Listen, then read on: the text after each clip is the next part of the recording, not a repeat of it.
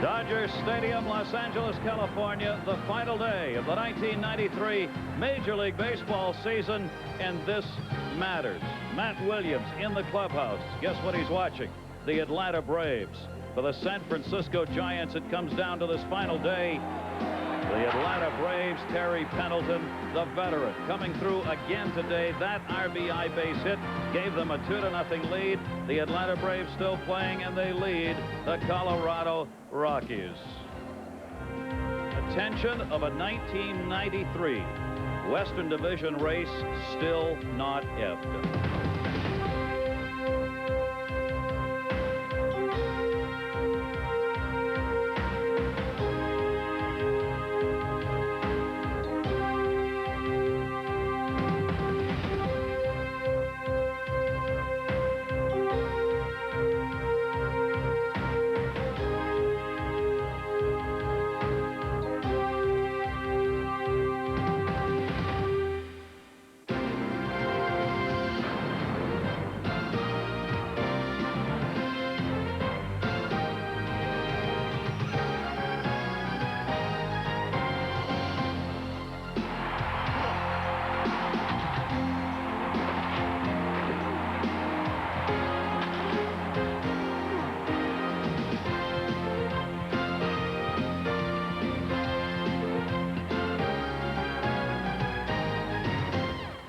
It is a sellout crowd at Dodger Stadium as the greatest rivalry in all of sports continues, the Giants and the Dodgers. There have been different cities, but there has not been a different intensity over the years. It has always mattered for these two teams.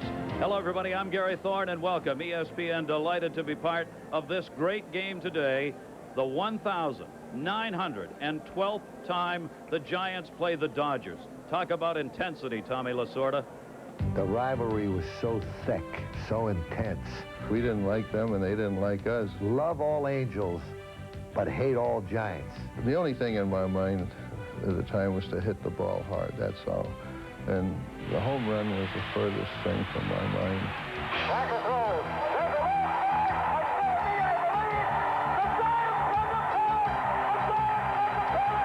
It would not be the last time October 3 would matter.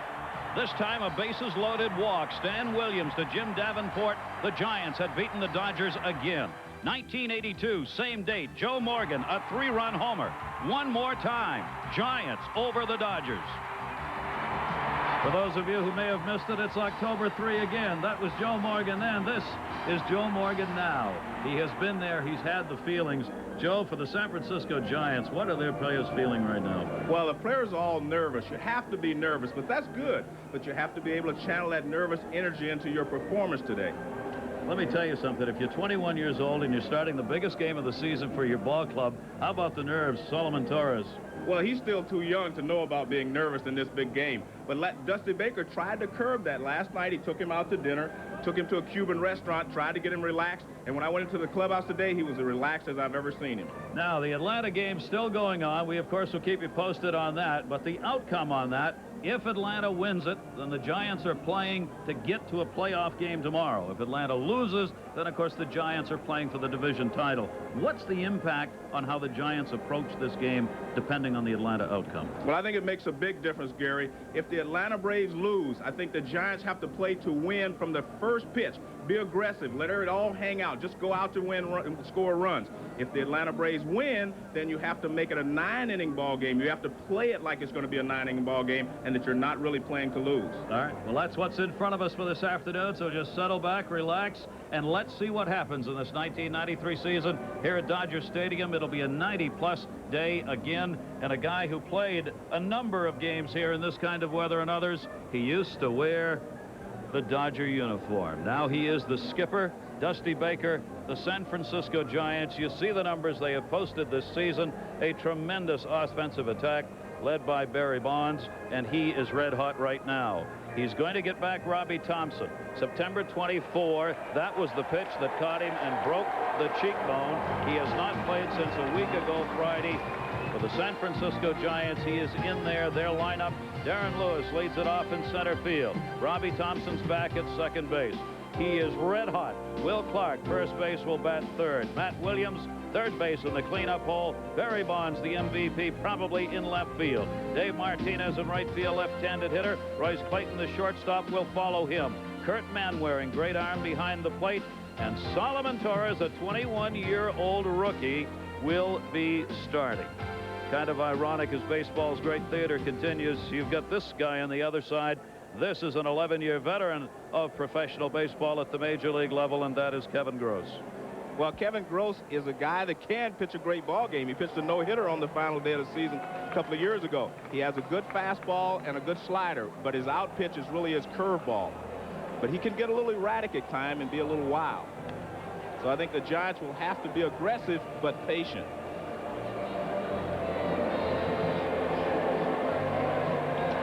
The Atlanta Braves have defeated the Colorado Rockies and swept the entire 13-game series. There's the final score. Atlanta 5, Colorado 3. So the San Francisco Giants in this game now know they must win to force a playoff game tomorrow night in San Francisco against the Atlanta Braves. I think that's a very good omen for the Giants. By that I mean they know what they have to do now. Rather than start the ball game not knowing that the Braves are going to win or lose. If they start the game there in the 6th inning, they're continuing to watch the scoreboard. Now they know the job that is at hand, and they have to go get it done. Joe, baseball, as I've said a billion times, is great theater. But how about this? The Los Angeles Dodgers with the opportunity to knock out the rival of all time, the Dodgers, against the Giants, and the Giants, if the Dodgers win, will have their season ended. Well, you have noted in the open how many times the Giants have knocked the Dodgers out of the playoffs, and that doesn't include 2 years ago when the Dodgers went to San Francisco the last 3 games with a chance to catch the Braves and couldn't get the job done. And you see Torres talking to Dusty Baker and Kurt Manwaring, and Tommy Lasorda getting his last-minute job done. So this is going to be a great ball game. I'm looking forward to it. It's going to be a lot of fun. How about defensively? Well, defensively, you have Corey Snyder in right, Butler in center, Rodriguez in left. You have Hansen at third, Offerman's the shortstop, Jody Reeves at second, Eric Karros at first, Mike Piazza is behind the plate, and Kevin Gross on the mound. Let's go. Giants and Dodgers one more time. What a summer day for baseball as Santa Ana's turned into Los Angeles, Southern California this week. Temperatures have been 95, 96 degrees. They're going to be over 90, mid-90s before we're through here in Los Angeles this afternoon. Darren Lewis, the center fielder, stands in. He'll draw Hansen in at third base. He can lay the ball down to get on. Kevin Gross, the 32-year-old right-hander, is ready to go to work against him, and the Dodgers-Giants 1,912th time are underway. Down to third. Hansen was there, makes the play. And Lewis has gone on one pitch. Let's get that update on the Braves from Gary Miller. Gary, it just ended in Atlanta. Here's how it ended. In the 9th, Greg McMichael on in relief. Gerald Clark gets a bullet to left. Terry Pendleton with a huge leap to get the second out. Now it's up to McMichael against pinch hitter Darrell Boston. With a 5-3 lead, he fans him. 2 strikeouts, 2 perfect innings. The Braves have forced the Giants to win. Back to you. Well, congratulations to the Atlanta Braves. 104 wins on the season. And they still don't know if they've won a division title. Can you imagine that? Robbie Thompson back in. You see the numbers that he has posted this season. A great offensive year. Obviously, you want him back in the lineup. He's got the protector on to protect that broken jaw, the cheekbone. It's interesting that Robbie has taken 2 pitches, and I said the Giants have to be patient but aggressive. And Darren Lewis swung at the first pitch of the ball game, hit a weak topper to third base. Yeah, not much sense in that one. No. Kevin Gross gets the strike on the outside corner. Gross has lost 2 games to these for the Los Angeles Dodgers against the Giants this year. He is 8-8 lifetime against San Francisco. There are the numbers in the 10 innings that he has worked against San Francisco thus far this season. 2-1 delivery, and Thompson takes it outside. 3 balls and 1 strike. Gary, I think the most important thing for the Giants players today is not only to have confidence in their own ability, but the confidence in their teammates that they can get the job done, so you do not go to the plate trying to do everything by yourself. Work within the scope of the team. Thompson got a fastball inside, fouled back. Piazza right there in the chute. Robbie Thompson's retired. Mike Piazza will tell you about his numbers, but what a magnificent season that kid has had this year, both offensively and defensively. Thompson back. And here's Will Clark. The cream always rises to the top. It's just a truism in life, and in the games, usually that happens as well, and Will Clark has done just that. It has not been an entirely strong season for him, despite those good numbers, but he has gone 18 for 36 in the last 9 games, batting at a .500 clip, and in this series against the Dodgers, Will Clark is 8 for 10. That's called getting it done. Well, he's the reason that the Giants have won the last 2 ball games, because he's been on base for Barry Bonds. Yeah. Will Clark might never have thought he was going to be a table setter, but that's kind of the way it works out when you get a guy like Bonds batting behind you in the lineup. But that's the other reason I say it's important to get Robbie Thompson back in the lineup, because the first 2 hitters in the Giants lineup just have not hit well since he has been out of the lineup. Kevin Gross has got the first 2 outs here in the first inning. Clark waiting, takes the fastball inside, 2 balls and 1 strike. Well, Clark has hit Kevin Gross pretty well over his career. He's hitting .327, 18 hits and 55 at bats. He also has 1 home run. Kevin Gross, at the age of 32, trying to get his record to .500. There you see the numbers Clark has had against Gross. Gross has won his last 3 games, last 3 starts. Outside with that one, 3 balls and 1 strike on Clark. And this is what I meant by being patient. Robbie Thompson was patient. He got a 3-1 pitch. He just didn't hit it, but at least he got a pitch to hit. Will Clark has been patient. It is now 3-1, so he's going to get a pitch to hit. And that's what you have to do against Kevin Gross. He will nibble, nibble, nibble if you let him. 62 walks and 67 strikeouts is what Will Clark has done this season. And add another base on balls right there. 1 on, 2 down. 21-year-old Solomon Torres, who's going to be starting this game, just his 8th major league start. How'd you like to get a peek inside that mind right now? Well, sometimes, Gary, a young guy doesn't have the same thoughts that we do. He's still a kid. He's still having fun. This is just He's fun got a chance for him. then, Joe. Yeah, exactly. This is fun for him. He's in the big leagues. He was at AAA. He could have been on his way home now. Yeah, and so he gets a chance to pitch. And when you're a young kid, you're not fazed by a lot of the things that we mature people clutter our minds with. I wasn't going to quite phrase it that way, but if you insist. 2 down, runner on first, and the fastball away to Williams. What does the psychologist say? No intrusive thoughts. Just keep the intrusive thoughts out of your mind and you'll get the job done. I think I've passed maturity to the point of where there are no thoughts at all. Oh, what the word have been forgotten. Williams with yet another great season. 6 for 14 in this series against the Dodgers. Gross taking a look at first. Clark will not gain a big lead. And Williams fouls it straight back. 1 ball and 1 strike. In yesterday's ballgame, Gary, Matt Williams made 2 very smart plays that really helped the Giants. In the first inning, he tried to bunt in this situation just to make sure that Barry Bonds would get to swing the bat. Later in the ballgame, Will Clark led off with a double. He hit a ground ball to the right side, moving the runner over, and then the Giants scored again. So he has been a very smart player the last week of just doing these things on his own. Joe, what he's done with those numbers right there, he's kept the power that he's always had this season and added the average to it. I mean, he's just improved his lot. He's 3rd in home runs behind Bonds and Justice. 38. Gross will get him off the plate, bends him back a little bit. You do not want Matt Williams to get those arms extended. 2 balls and 1 strike. See the numbers that he's put up from 92 to 93, and you notice how the average just skyrocketed and the power has stayed right there. Just tremendous increase in production for him. 110 RBIs. He's ranked 4th in RBIs as well. 2-1 the count. Williams to right. Pretty good wood, but not enough to get it out of the yard. Corey Snyder moves over.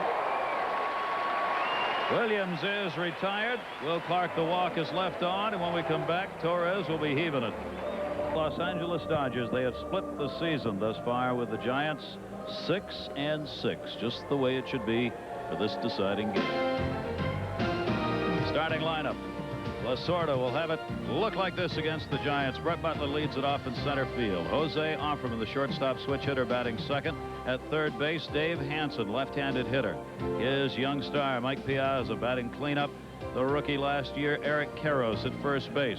Left field, Henry Rodriguez, left-handed hitter, the start. Corey Snyder, the veteran, is in right. He'll bat seventh. Jody Reed, another veteran, good season at second base. And Kevin Gross batting ninth. Well, Solomon Torres is on the mound. Solomon Torres has a fastball, curveball, slider, and a change. He throws real hard, but he is not a power pitcher. He can't overpower you. When he has gotten in trouble this year, it's because he has rushed himself and just gone exclusively with the fastball. He has to mix his changeups in and his curveballs to be effective. For the Dodgers. And Kurt Manwaring's the guy behind the plate that's going to have to make him work and use all of his pitches. Sometimes a young player, you just feel more comfortable letting the fastball go. But Solomon Torres is really not like that. He likes to use all of his pitches, but he just falls into a bad habit of throwing too many fastballs in a row. Torres got off to a great start his rookie season. Won his first 2 games, but is 1-4 in his last 5. Let's see what the Dodgers do against him. They have not faced this 21-year-old right-hander ever. So Butler will lead it off. Talk about a table setter. He's done it again this season. And, of course, you got to move in at third base. Williams has already done that. Clark creeps in at first because he'll lay it down. Brett Butler, as good as anybody, is getting infield hits. You see the difference between Brett Butler and Darren Lewis already, don't you? He took a pitch, didn't he, Joe? Thank you. Yeah. In the biggest game of the season, I think you should take a pitch. He leads the National League with 146 singles. Paul Molitor is his equivalent in the American League with most singles. 49 infield hits. That is an enormous number of infield hits. 26 of those via the bunt. Butler with a 2-0 delivery. But if he can get the walk, he'll take it. Torres misses up high. And the kid's behind the veteran, 3-0. Well, this will never be a good matchup for Torres because Butler will force him to throw at least 3 or 4 strikes every time he goes to the plate. 3-0, Butler will take. And he's on. And the Giants will have, that's Dick Cole, the pitching coach, and behind Torres, defensively, the Giants will have Martinez in right, Lewis in center, Barry Bonds in left, Matt Williams in third, Clayton in short, Robbie Thompson's back in at second base, Will Clark, Manwaring behind the plate, and Solomon Torres on the mound. Jose Offerman, a switch hitter, will stand in against the rookie, San Pedro de Macorís, in the Dominican Republic, which produces all those major league shortstops, is the home of Torres. He's only been in pro ball for 4 seasons. Isn't even a rostered player. A non-rostered prospect. He's got Butler on at first. And Offerman's going to make him throw a strike. He does. Gets ahead on the count, 0-1.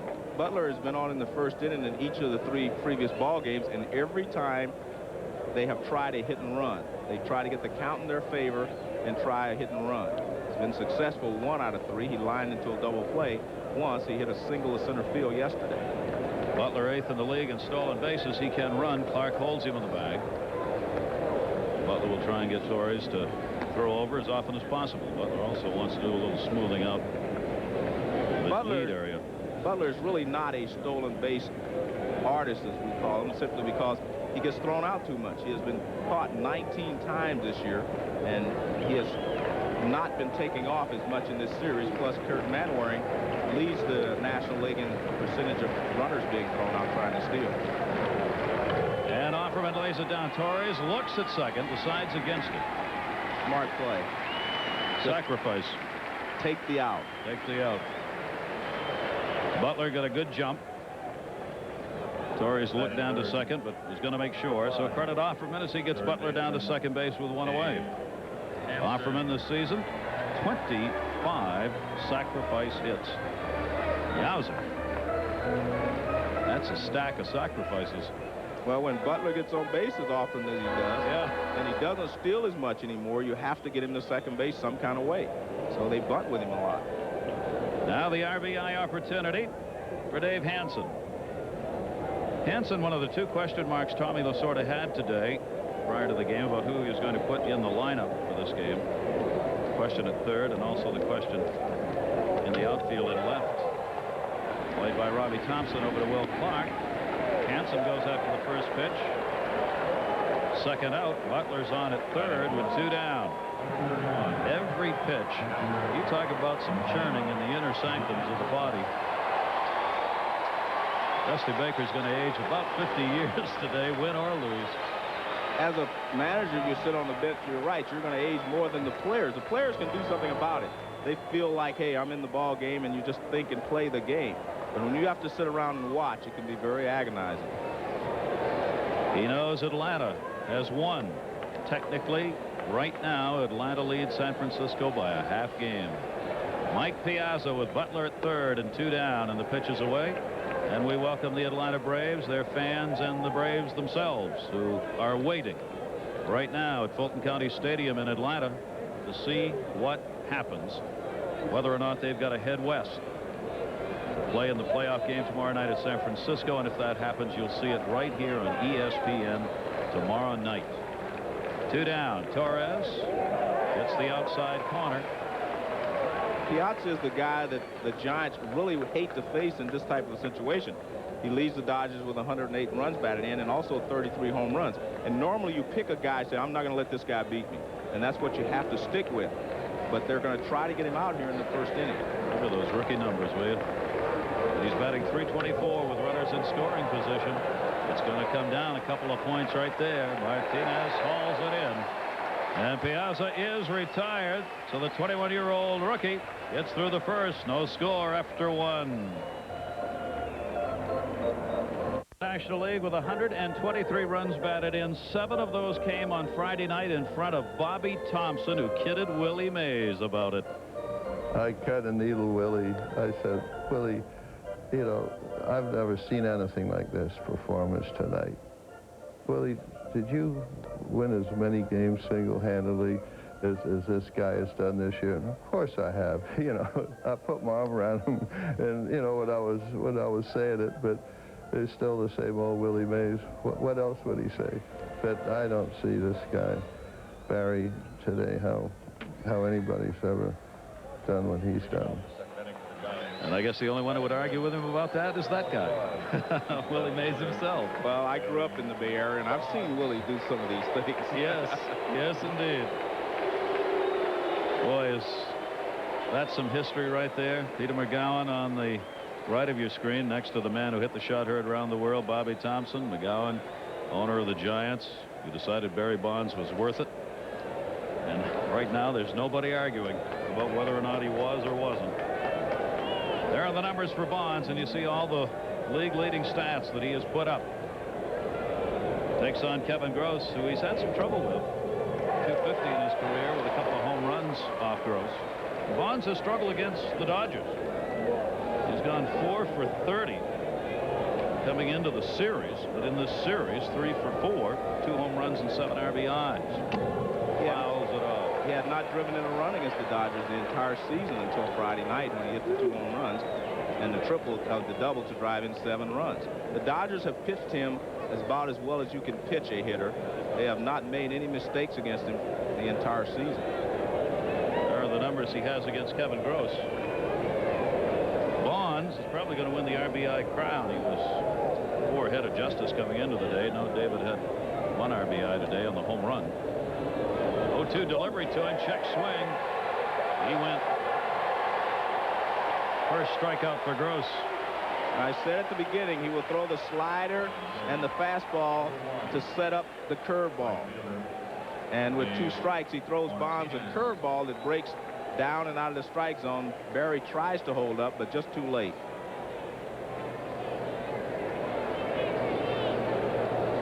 And got tagged on the putout.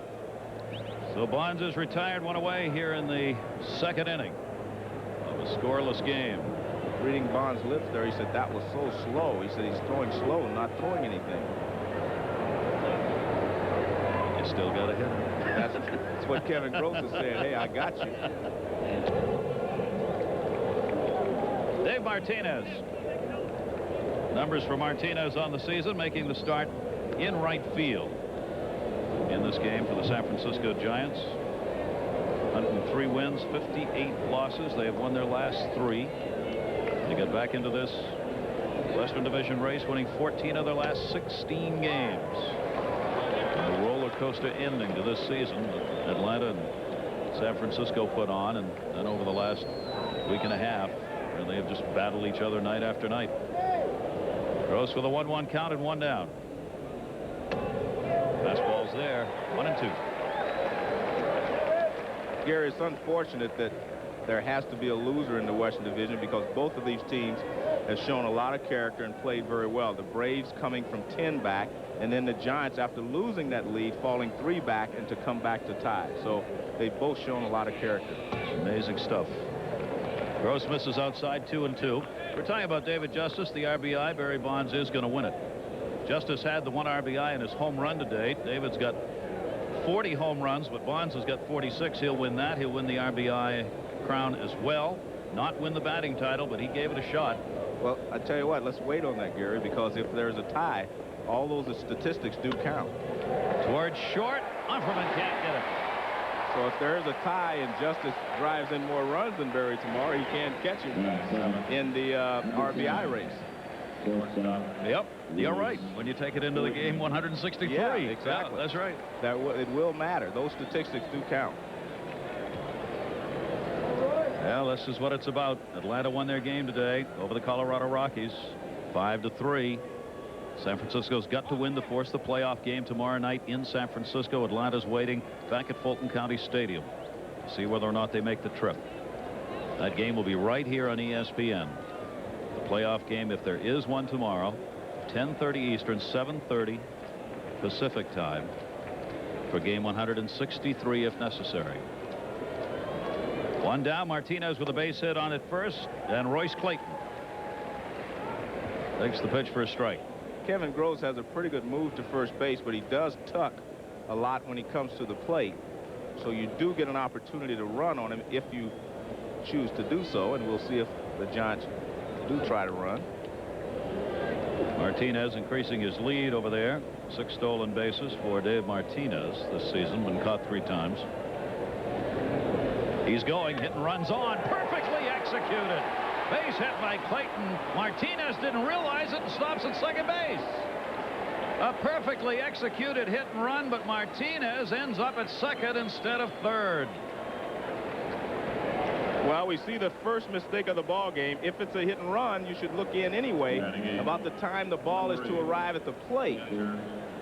Good job by Clayton. You see he fights the ball off and hits it to right field, but Martinez has his head down. He's stealing this base. It's not a hit and run as far as Martinez is concerned, and he did not know where the ball was, and Corey Snyder has such a good arm. After he picks it up, no chance for Martinez to go to third. And that's the first mistake of the ball game for the Giants anyway. Let's see how that plays out here. Manwaring with runners on at first and second, and 1 out. The catcher's 1 for 11 in his career against Gross. Scoreless game, 2 hits now for the Giants. Towards short, Offerman makes the flip, turnaround pivot, great play by Jody Reed. He got dumped and still got it off. Well, we talked about Offerman being erratic, but I tell you what, he will make some great plays. This is a great play. This ball should go into center field. He stretches out, great feed, great turn by Jody Reed. No score after 1.5. A full house here at Dodger Stadium.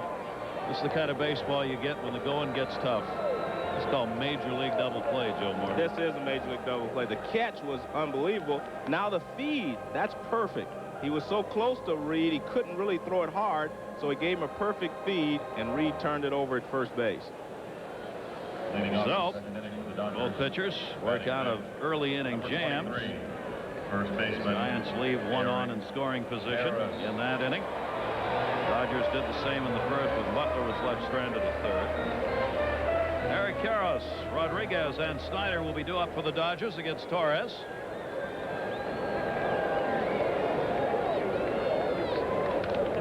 First ball hitting fouls it right straight down. How this all developed: on July 22nd, the San Francisco Giants were up by 10 games.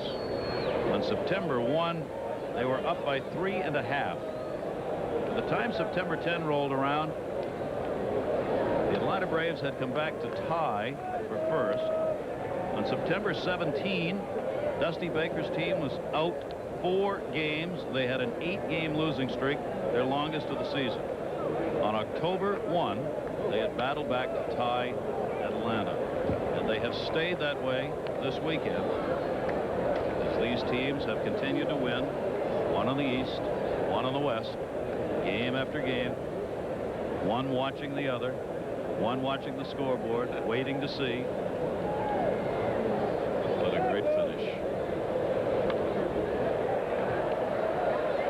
Coming back, man wearing bounces off the top and into the seats. And Karros has a 1-ball, 2-strike count on him.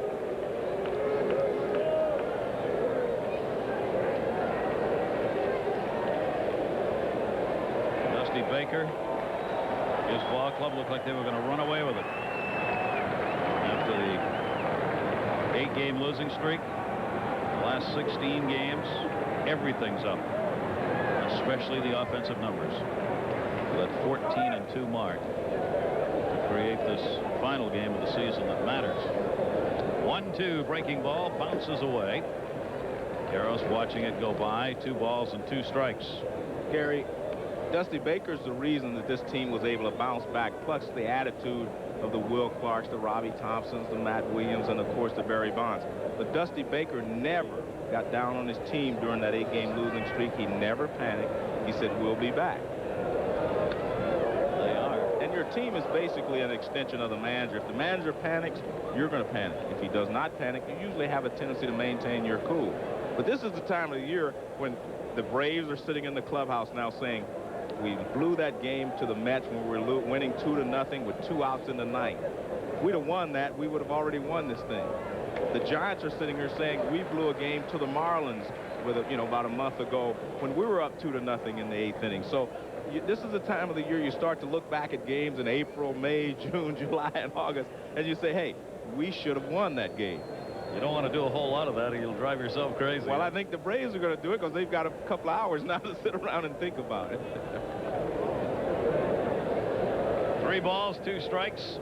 Karros waiting and again fights off Torres. Remains 3-2 to the leadoff batter here in the 2nd inning. But even with saying all that, Gary, sorry, you still can't win very many more than 104 games. Mercy, I mean, the Braves have won 104 games. this is going to be only the 8th time a team with 100-plus wins finishes second. He got him. High heat.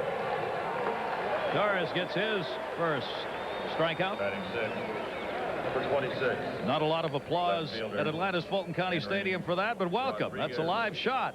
We are delighted to have you with us here on ESPN. The fans at Fulton County Stadium hanging on. They've got their big screen working, so they are outside in the stands while their club is back in the clubhouse, all watching, waiting the outcome of this game to see whether or not there'll be that playoff game tomorrow. 1 down here, and Rodriguez takes the breaking ball down low. Torres with a strikeout and a walk thus far.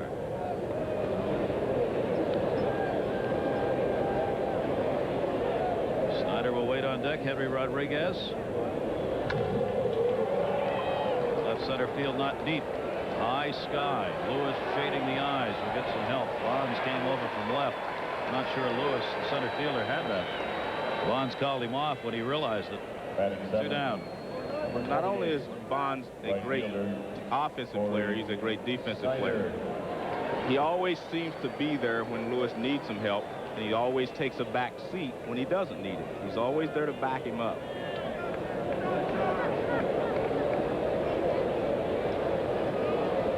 Two down, nobody on. Snyder, who's had only 1 hit in his last 15 at-bats. Veteran 1 for 4 yesterday, picking up that lone hit. 33 doubles, though, he's picked up this season. 132 starts this year. Not sure anybody, including Corey Snyder, thought he would be playing that much baseball during the 1993 season. He's had so many at-bats, yet his home run production is down. He only has 10 home runs, and Corey Snyder, with 500 at-bats, usually will get you 20 home runs. Good breaking ball down and away. A ball and 2 strikes on Snyder.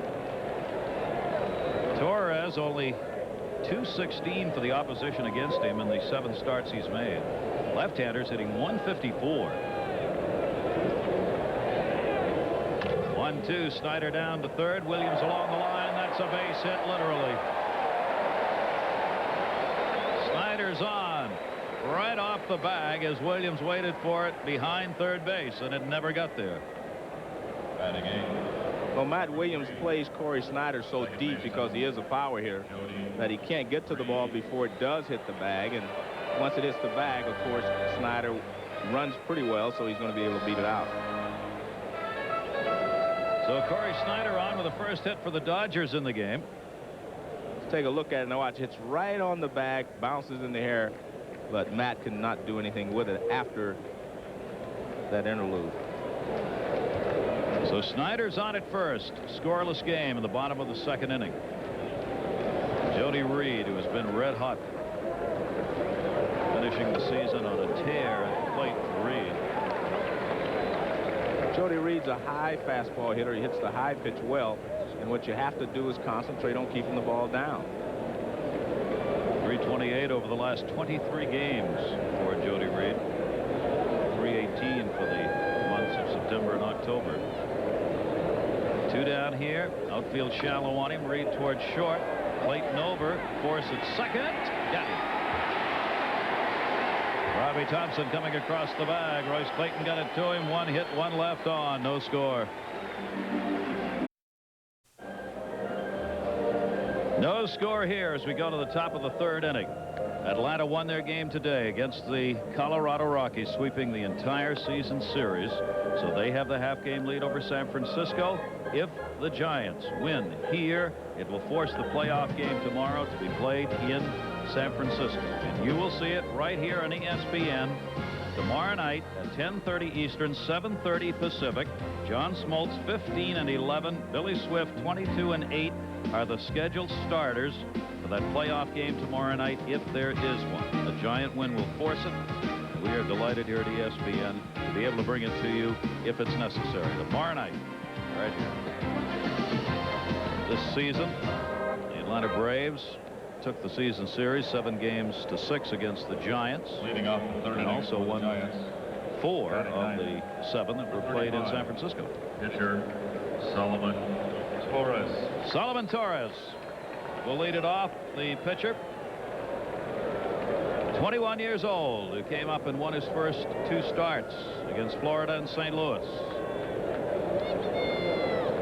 Played AAA baseball this season, called up on August 24 when Trevor Wilson was placed on the disabled list, and he was immediately put into the rotation.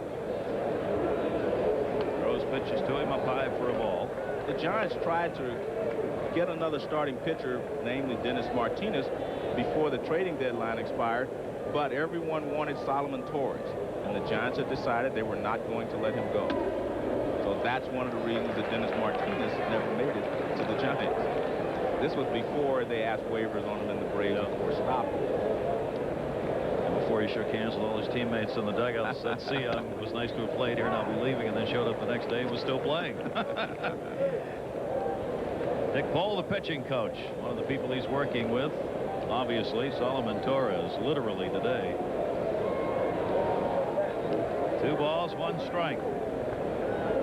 Torres, the big hack. 2-2. Now, Dusty Baker will never get the credit that he deserves for the success of this ball club, simply because, you know, Barry Bonds has come over and everything has been great, and he's been, you know, just out of this world. But really, I think what he should get a lot of credit for is his selection of coaches. Torres trying to lay it down, is struck out as he fouls it off in a 2-2 count. Well, Dick Pohl is his pitching coach. This is basically the same pitching staff the Giants had last year, and they didn't do that well. Bobby Bonds brought this team from a team that was one of the lowest hitting teams in the National League last year to the best hitting team in the National League maybe this year. I know the Braves may argue that, but Bobby Bonds has really turned the hitting around here in San Francisco. Dick Pohl turned the pitching around. So Dusty Baker made 2 great choices in bringing these 2 coaches along with him. Good point, Joe. And not a necessarily easy decision. No. You've got this mega superstar playing for you, and his dad a former mega superstar coaching. And that's got potential for some real problems. And I want to address that. A lot of people think that Bobby came because Barry came. That's not true. Dusty Baker wanted Bobby Bonds. And he also wanted Barry, too. We won't ask if given the choice. 0-2 the count. One down, nobody on, no score. Even Tommy Lasorda, the other skipper, couldn't help but say, God, I love this guy. 0-2 pitch by Kevin Gross. Misses outside with it. 1 ball, 2 strikes. Lewis grounded out his first time up. He'll be followed by Robbie Thompson. A couple of hits picked up in the second inning. Off Kevin Gross.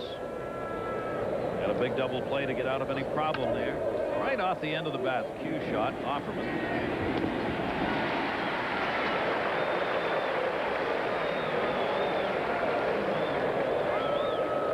Two down. Number 6. Even though Offerman has made 37 errors, he still will make the great play for you. Most people will tell you they just want their shortstop to make the routine play. Offerman has trouble with the routine play. He makes a lot of great plays. So he's not the first to fall into that category, is he? Some of their quick, great shortstops have trouble with the ball hit right at them. That one to right field by Thompson towards the gap, but Snyder's there. And Kevin Gross retires the side in order. Robbie Thompson 0 for 2. No score. Playing with the Atlanta Braves, he came to Los Angeles in '76 and played here for 8 seasons, including 3 World Series. Tommy Lasorda. Here's what has happened. A guy who played for me, a guy who helped me taste the fruits of victory many times, Dusty Baker, hit home runs, helped me to manage in playoff games and World Series games. What am I going to do? Hold a vendetta against him? This is the guy that helped me. Seat 17. No, you got to like him. Leading on the third inning. You see one of the reasons why he helped the Dodgers. Pitcher Kevin 4 championship series, 3 World Series. Tommy Lasorda is skipper. Now trying to win a decisive game against him and knock the Giants out of a chance for a playoff game tomorrow and a shot at a division title. Kevin Gross leads it off. 3rd inning. Butler and Offerman will follow. 1 hit for the Dodgers, the single by Snyder. That's all they have had off the 21-year-old Solomon Torres, who evens the count up on Gross at 1-1. Joe, we were saying between innings here as it rolls along, the tension, the tension, the tension.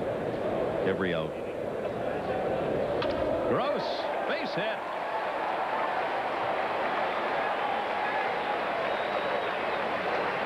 Well, as long as it remains scoreless, the tension starts to mount on the Giants, not the Dodgers. So the Giants are going to have to score pretty quickly, I would believe. Kevin Gross is hitting 200 starting the game, so it's a good average for a pitcher. If a starting pitcher can hit 200, it's really like a regular player hitting 300. 13 hits on the season for him, including a couple of doubles for Kevin Gross.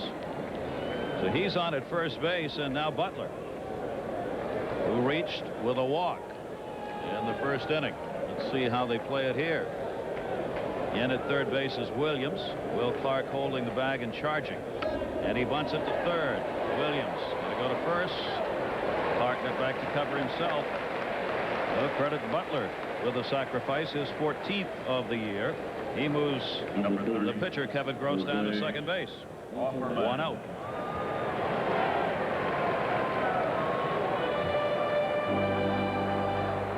Butler's gotten it done. Now let's see whether or not Offerman can bring him home. It was Offerman who had to sacrifice his first time up to move Butler over.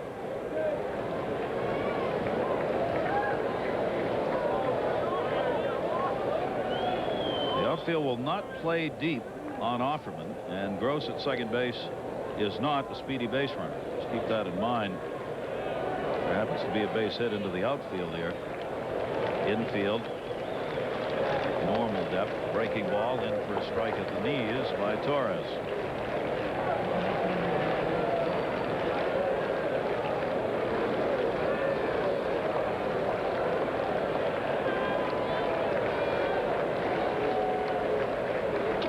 Bonferman down to first. Bill Clark will play it to the bag. Moves Gross over to third base, but Bonferman is the second out of the inning. And Dave Hansen has hurt the Giants as much as anyone, with the exception of Mike Piazza. He had a grand slam to beat them here, pinch hit grand slam off of Mike Jackson earlier in the season. And he just swings. He's a good hitter. He hits the ball well, and he's a left-handed hitter that gets the ball in play. You're right about that, Joe. This season, Hansen 7 for 13 in the series against the Giants. There's what he's done with runners in scoring position. Enormous numbers for him. 2 home runs and 9 RBIs against the Giants. Hansen with an RBI chance. Good stop made by Manwaring on a ball down low. 2 down, runner at third base. Manwaring protecting it by getting the body in front of it. This is a dead heat day of summer for the catchers. 95 degrees with the equipment on. It'll feel like about 130. I don't think Kurt Manwaring will feel it at all. He doesn't even know the sun's out. No. 1-0 count. Gross off third. Torres breaking ball outside. 2 balls, no strikes on Hansen. Remember, Torres has not pitched against this Los Angeles team before. So the Dodgers getting their first look at him. Gross edging off the bag. Inside corner, strike 2-1. Joe, we were talking about that before the game. How much of a difference does it make, and does it favor anybody, the fact that Torres has not pitched against Los Angeles before? I don't think it favors Torres, to that extent, simply because he doesn't know the Dodger hitters. In his mind now, it's just to go out and throw strikes. It would favor him sometimes if he could get a better scouting report against the team than they could against him. But in this case, I really don't think it makes a lot of difference. I really don't. 3 balls and 1 strike on Hansen. And that was a Torres 3-2-1 changeup, which is what I think he has to do in these types of situations. Piazza waiting on deck. Not a man he wants to face with runners on. 3-1 the count, 2 down. Gross at third. Breaking ball off the glove. Base hit into center field. Gross scores. Dave Hansen has done it again. A 3-1 base hit. Live at Atlanta's Fulton County Stadium, the Braves fans joining with the Dodger fans as the Dodgers take a 1-0 lead.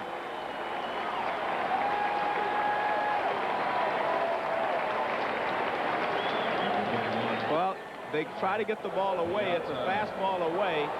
It's pulled up the middle. Robbie Thompson dives for it, but it's a base hit to center field. Not a lot that he could do, even if he makes a catch on this, because Hansen's a left-handed hitter that gets down the line pretty well.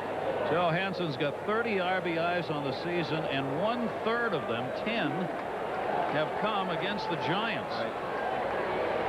And he does it with 2 down here in the 3rd inning. So Gross, the pitcher, led this inning off with a single, has come around to score. And a 1-0 lead for the Dodgers. Piazza flied out his first time up. He has an 11-game hit streak. Try and extend it to a dozen to close out the season for the Dodgers.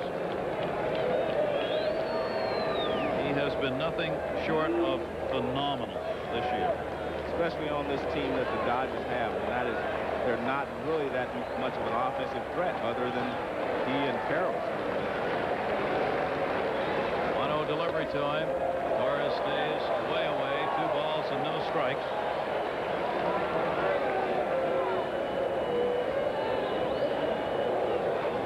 What are they thinking?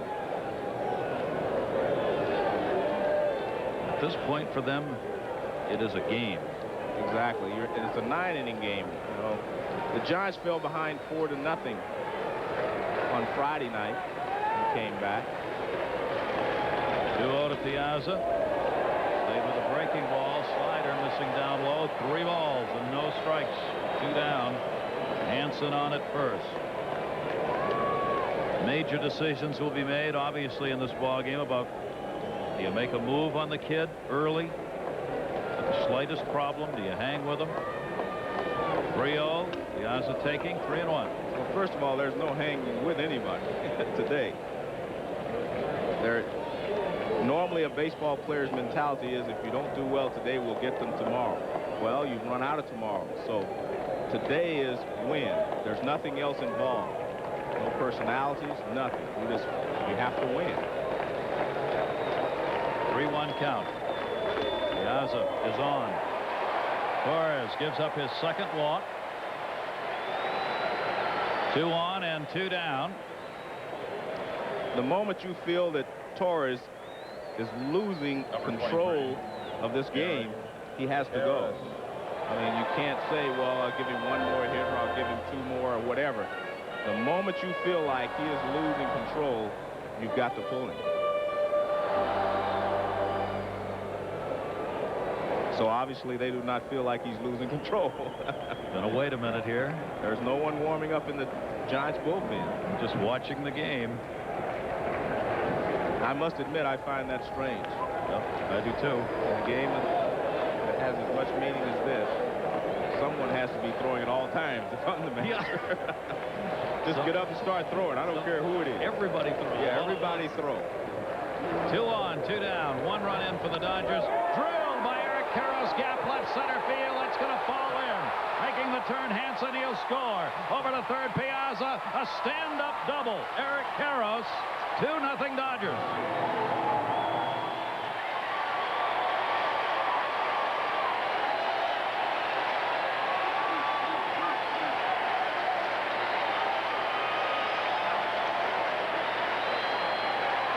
If there's one problem I found with the handling of Torres, he gets behind, he walks a guy, and all of a sudden they come with the first pitch fastball.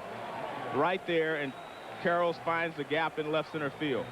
Just because you walk Piazza, being careful with him doesn't mean you have to give the next hitter a fastball in the middle of the plate.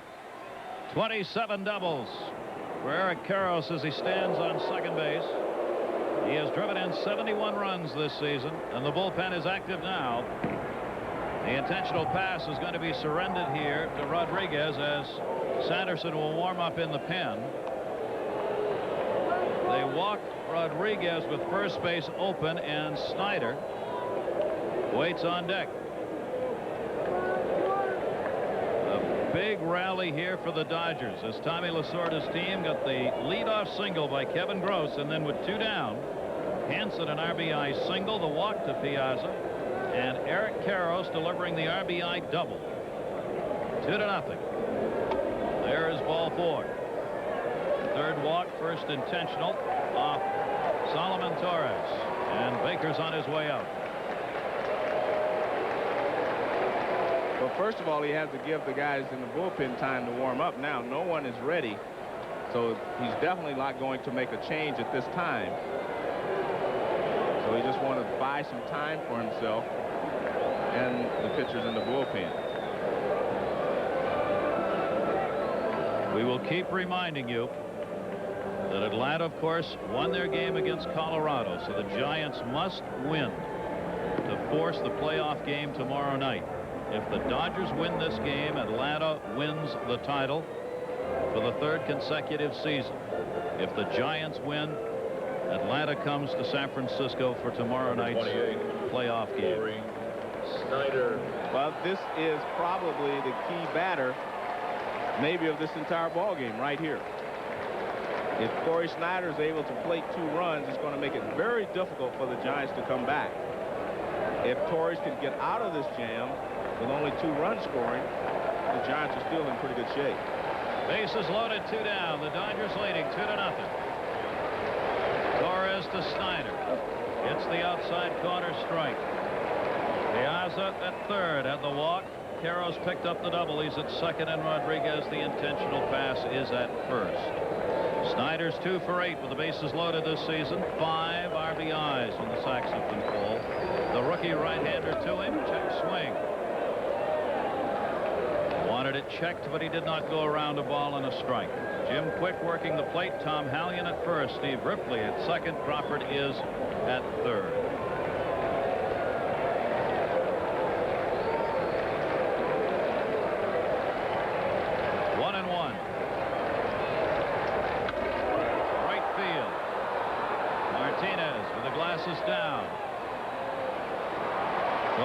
got the big out. But 2 runs in for the Dodgers. The Giants will have their chance with the big sticks coming up. For the Dodgers, 0-2-0 for the Giants as we go to the 4th inning. We want to remind you NFL primetime right here on ESPN tonight at 7 o'clock Eastern, 4 Pacific. Full hour of the most comprehensive highlights and analysis. Chris Berman, he is the NFL. Robin Roberts and Tom Jackson try and get a word in edgewise. Prime time. Chris is dying. He's a Giant fan. Days long gone by. Right now they trail. Torres got out of a jam, though, with the bases loaded. 22, Will Clark. Here's where the Giants want to come right back against Kevin Gross. Slow start, but he certainly turned it around. Just pushed numbers up there again among the offensive leaders in the National League. Kevin Gross, what he wants to do right here is really shut it down. His team has given him a 2-0 lead. He's got the middle of the order, the Giants. Clark drew the walk his first time up.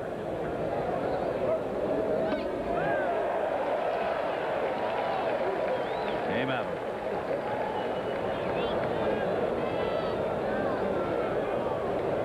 Giants have hit only .239 against Los Angeles this year. 4 home runs, 35 runs. The previous dozen games, which have been split 6-6. Yeah, but coming into this series, they were 3-6, and they've added to their offensive production this series. So before that, they were very poor against the Dodgers. Bonds will hit 3rd in the inning. 1-1. 2 balls, 1 strike on Will Clark. One of the reasons why they pumped those numbers up. Clark, Williams, and Bonds, the first 2 games, Friday and Saturday, 16 for 24. 11 runs and 8 RBIs. 2-1 delivery, and that's the strike. 2-2. That's a veteran pitch there by Kevin Gross with a 2-1 count. Will Clark sitting on the fastball. He threw him a curveball. And Will should have been sitting on the fastball because 2-1 count, you're leading off the inning. You know he doesn't want to walk you. Clark trying to take it the other way and a pitch away from him. Fouls it off third base side. 2 balls, 2 strikes. When you look at Will Clark's season, the thing you notice the most is his lack of power. And I personally believe, I've known Will for a long period of time, talked to him a lot. I believe that his power is down a lot because of injuries he's had to his knee, to his arms, to his elbow. He's had a lot of injuries this year, and he's ended up slapping the ball around instead of being aggressive. Kevin Gross with a 2-2 takes it full. So often sometimes we don't even know about him as far as broadcast is concerned with injuries, etc. But it affects the season so dramatically, and oftentimes you don't even hear about it till it's done that a guy's really has played hurt. Exactly. He's played hurt the entire season. I mean, that's what Will Clark has done. See what he's done the other way to left. 358 rather than pulling it. Goes that way this time, but it's going to be in foul territory. Rodriguez trying to get there, can't. Hansen, the third baseman, down there as well. Count remains 3 balls and 2 strikes.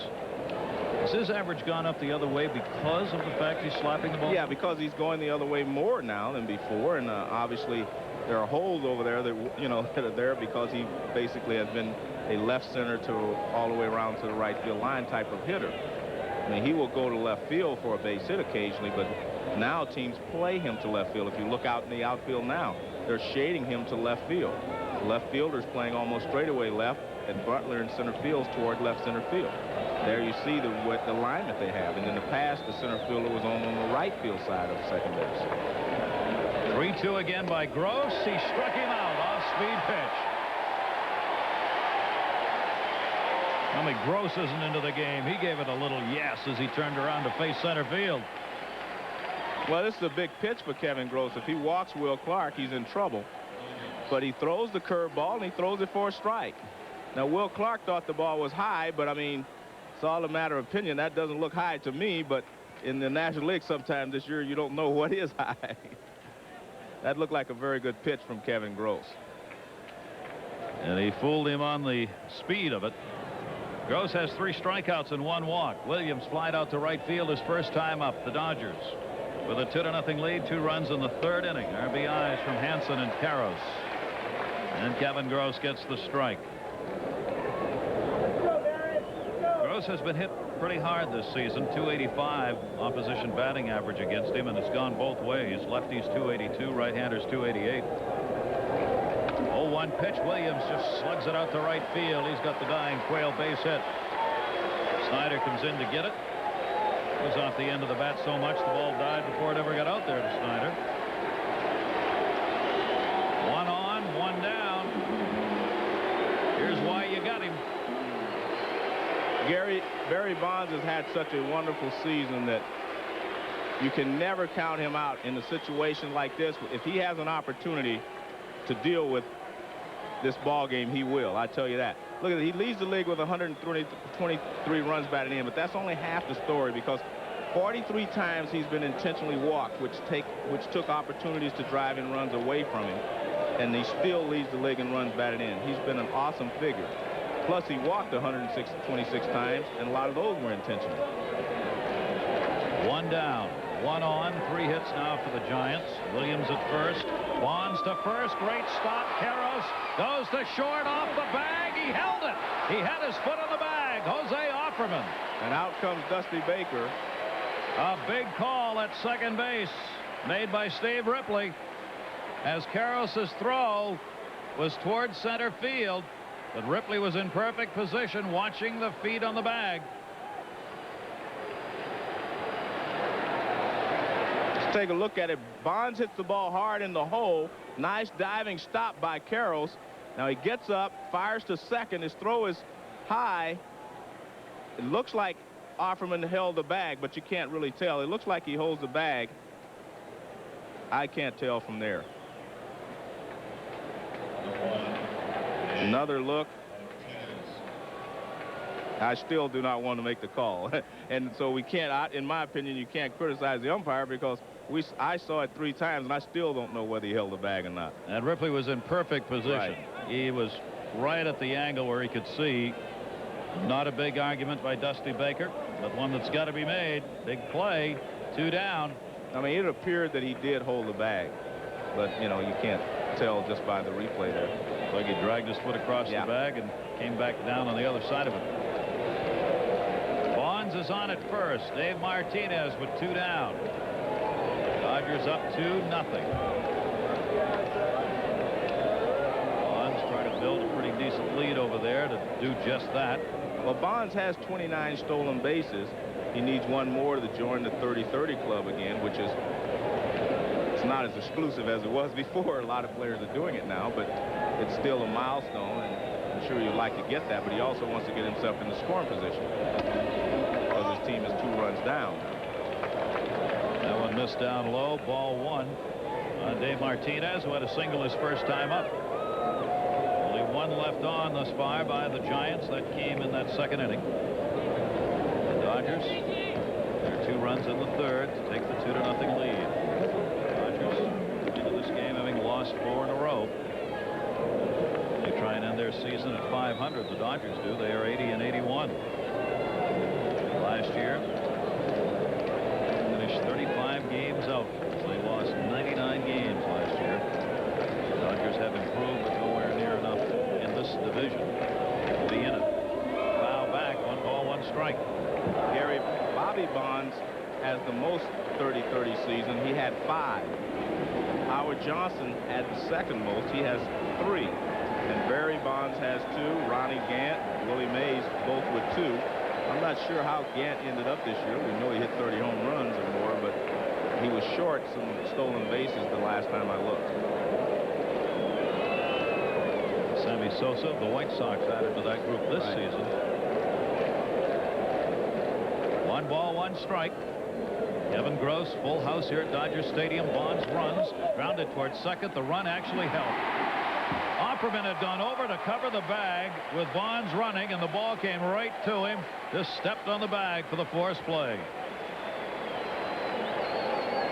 beautiful day for the Dodgers, who have the 2-0 lead over the Giants. As we go to the bottom half of the 4th inning, these two great teams waiting for the outcome in the West, Atlanta and San Francisco, have put up enormous numbers in 25 years of division play. No two teams have ever won as many games. Those are the numbers since division play started. And Gary, the unfortunate thing as far as I'm concerned is that if the Giants are able to win this ball game and they both end up with 104 wins after 162 games, and to only have a one-game playoff, to me that's that just doesn't make any sense. I know we've been in that mode since divisional play started, but I think it's unfair. We complain about the new format next year in the playoffs and all that. That's not as important as this. You play all season, you're tied, and then all of a sudden one game determines the winner. I mean, you might as well flip a coin. Yeah, we were talking about that, Joe, this afternoon. I mean, you're literally right. As you made the point, on any given day, any major league team can beat any other major league team. So you get into a one-game playoff, you are flipping a coin. Yeah, that's basically what you're doing. Jody Reed takes the pitch down low. Well, Stan Kasten, the president of Atlanta, I heard him last night speaking about that, and he said, hey, just think about how great it would be if we were already in next season's setup, where we would go into a playoff series with two teams having played this well all year long. Torres with a 3-0 pitch, and he walks Reed. The 4th walk, one intentional, and the leadoff man is on for the Dodgers here in the 4th inning. He has now walked 2 leadoff batters. In 3 of the 4 innings, the Dodgers have had the leadoff man on base. That spells trouble. Well, and I detected for the first time he wasn't throwing the ball then. He was aiming the ball to Jody Reed, just trying to throw a strike. No one's throwing in the bullpen. Jody Reed will have to dive back in. Everybody looking for the bunt now. Dick Cole, the pitching coach, on the bullpen phone. They scurry. Trevor Wilson, the left-hander. We've got the top of the order, Butler. Then Offerman, a switch hitter, due up. Gross, of course, looking to move the runner down here. So Torres trying to hold Reed as close as he can, knowing the bunt's coming.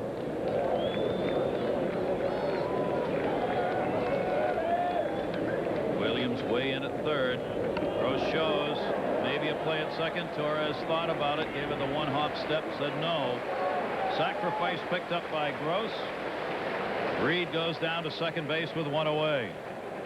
Center fielder. Well, this decision is not supposed to be made by the pitcher. It's supposed to be made by the catcher. And when the ball is bunted out front to him now, the catcher can see the runner, so he should have been hollering either first base or 2nd base, and he probably was saying first base. So that is not really the decision that you're supposed to make as a pitcher. Kurt Manwaring, of course, has the game in front of him in that situation, and he sees more of it than anyone on the field for the Giants. Now, leadoff batter Brett Butler. He has sacrificed and walked. Runner at 2nd base, Reed, in at the corners. Torres misses outside. In this situation, Butler could lay one down, and not just to move the runner up. He'd lay one down for the base hit and to move the runner up, both. And Butler can bunt the ball just about any time he wants. He's one of the few left, Joe, shows us some end to the bat. He chokes up just on every at-bat. Yeah, and he can deaden the ball down the 3rd baseline, so you, in effect, cannot play in close enough to keep him from bunting. If he wants to bunt, he can bunt. 1 ball, 1 strike. 21-year-old Solomon Torres, the starter for the Giants. 2 runs off him. Dodgers lead 2-0. Breaking ball misses inside. 2 balls and 1 strike on Butler. One of those walks intentional. The RBIs by Hansen on a single. Eric Karros with a double. 2 balls, 1 strike on Brett Butler. Slashes it foul. I don't think I've ever seen a left fielder play as close to the line as Barry Bonds does for Brett Butler or any other hitter for that matter. He's covering foul territory as well. Big gap in left center field, almost straightaway left field, I should say. But look how how close Barry Bonds is to the line. 2 more steps, you'll have to buy a ticket. Yeah, but it looks like he's trying to cover foul territory as well. 2 balls, 2 strikes on Butler. Reed a lead at second. Torres, who'd come inside on the last pitch, goes outside with that one and missed it. 3 balls and 2 strikes. Butler is so tough to pitch to. He has struck out 68 times, has drawn 85 walks. He is a clutch hitter. Torres. 6th time he's gone to a 3-ball count of some sort. This one's 3-2 to Butler. Ooh, missed it inside. 5 walks. Runners at first and second with 1 out. Butler is difficult for most pitchers to pitch to, and especially a young pitcher, because when you try to move the raw ball around on him, it's just impossible to get him to swing at bad pitches. He just will not swing at a bad pitch. Most hitters would have swung at that on a 3-2 count. He won't even swing at some pretty good pitches. Yeah. Wilson was up first. Berber's joined him. Yeah, Berber on the left, Wilson on the right. Now Offerman stands in with the infield working at double play depth. Offerman in this ball game has had a sacrifice and grounded to first. Jose Offerman has hit into a dozen ground ball double plays. Torres wants one right now. 2 on, 1 out. Dodgers up 2-0. The Atlanta Braves waiting. They have won their ball game against the Colorado Rockies 5-3 in Atlanta. If the Dodgers win, Western Division Championship goes to the Braves. If the Giants win, playoff game tomorrow night in San Francisco.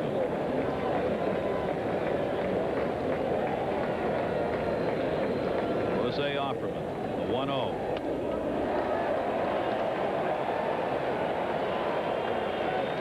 I've seen this happen to Torres before, where he does walk a hitter or he gets a man on base, and they go exclusively with the fastball. And then he falls behind because he overthrows the fastball, and then he has to come in with a fastball. He's got to be careful on this pitch, Joe, doesn't he? I still feel that, you know, he is not a power pitcher. He's a guy that has to throw the breaking balls and the changeups. And when he learns that, I think he'll be in better shape. Words of encouragement. Dusty Baker. And Waring's gone out to make sure. He went out to the mound to talk about it.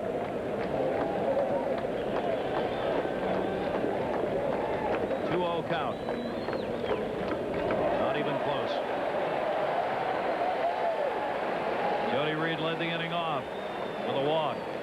Sacrificed to second, and Butler reached in another walk. I think he is frustrated now, Gary. He was trying to make good pitches to Butler, and he was just missing. Now he's really kind of overthrowing and missing high. He hasn't been really close to Offerman. A certain amount of frustration will set in with young players as well. 3-0. All the way, taking that pitch. Torres gets it in. Older players get frustrated too, but not as quickly. Torres, 10 walks in the previous 2 starts. 5 today and 3 in the 3rd innings. One of those intentional. They've got them in trouble. Waits and wonders how long. 3-1 he was taking. 3-2 and a 3-1 pitch 2 on. He put the bat on his shoulder. In my opinion, this is probably Torres' last hitter no matter what. I don't think Dusty Baker will let him face Dave Hansen with the bases loaded or even in a run-scoring situation here. 3-1, 1 away. Runners with their leads at first and second. Runners go. Line drive, base hit, left field. Making the turn to score, Reed. A 3-0 Dodger lead. Jose Offerman. His 62nd run batted in. And Torres is done.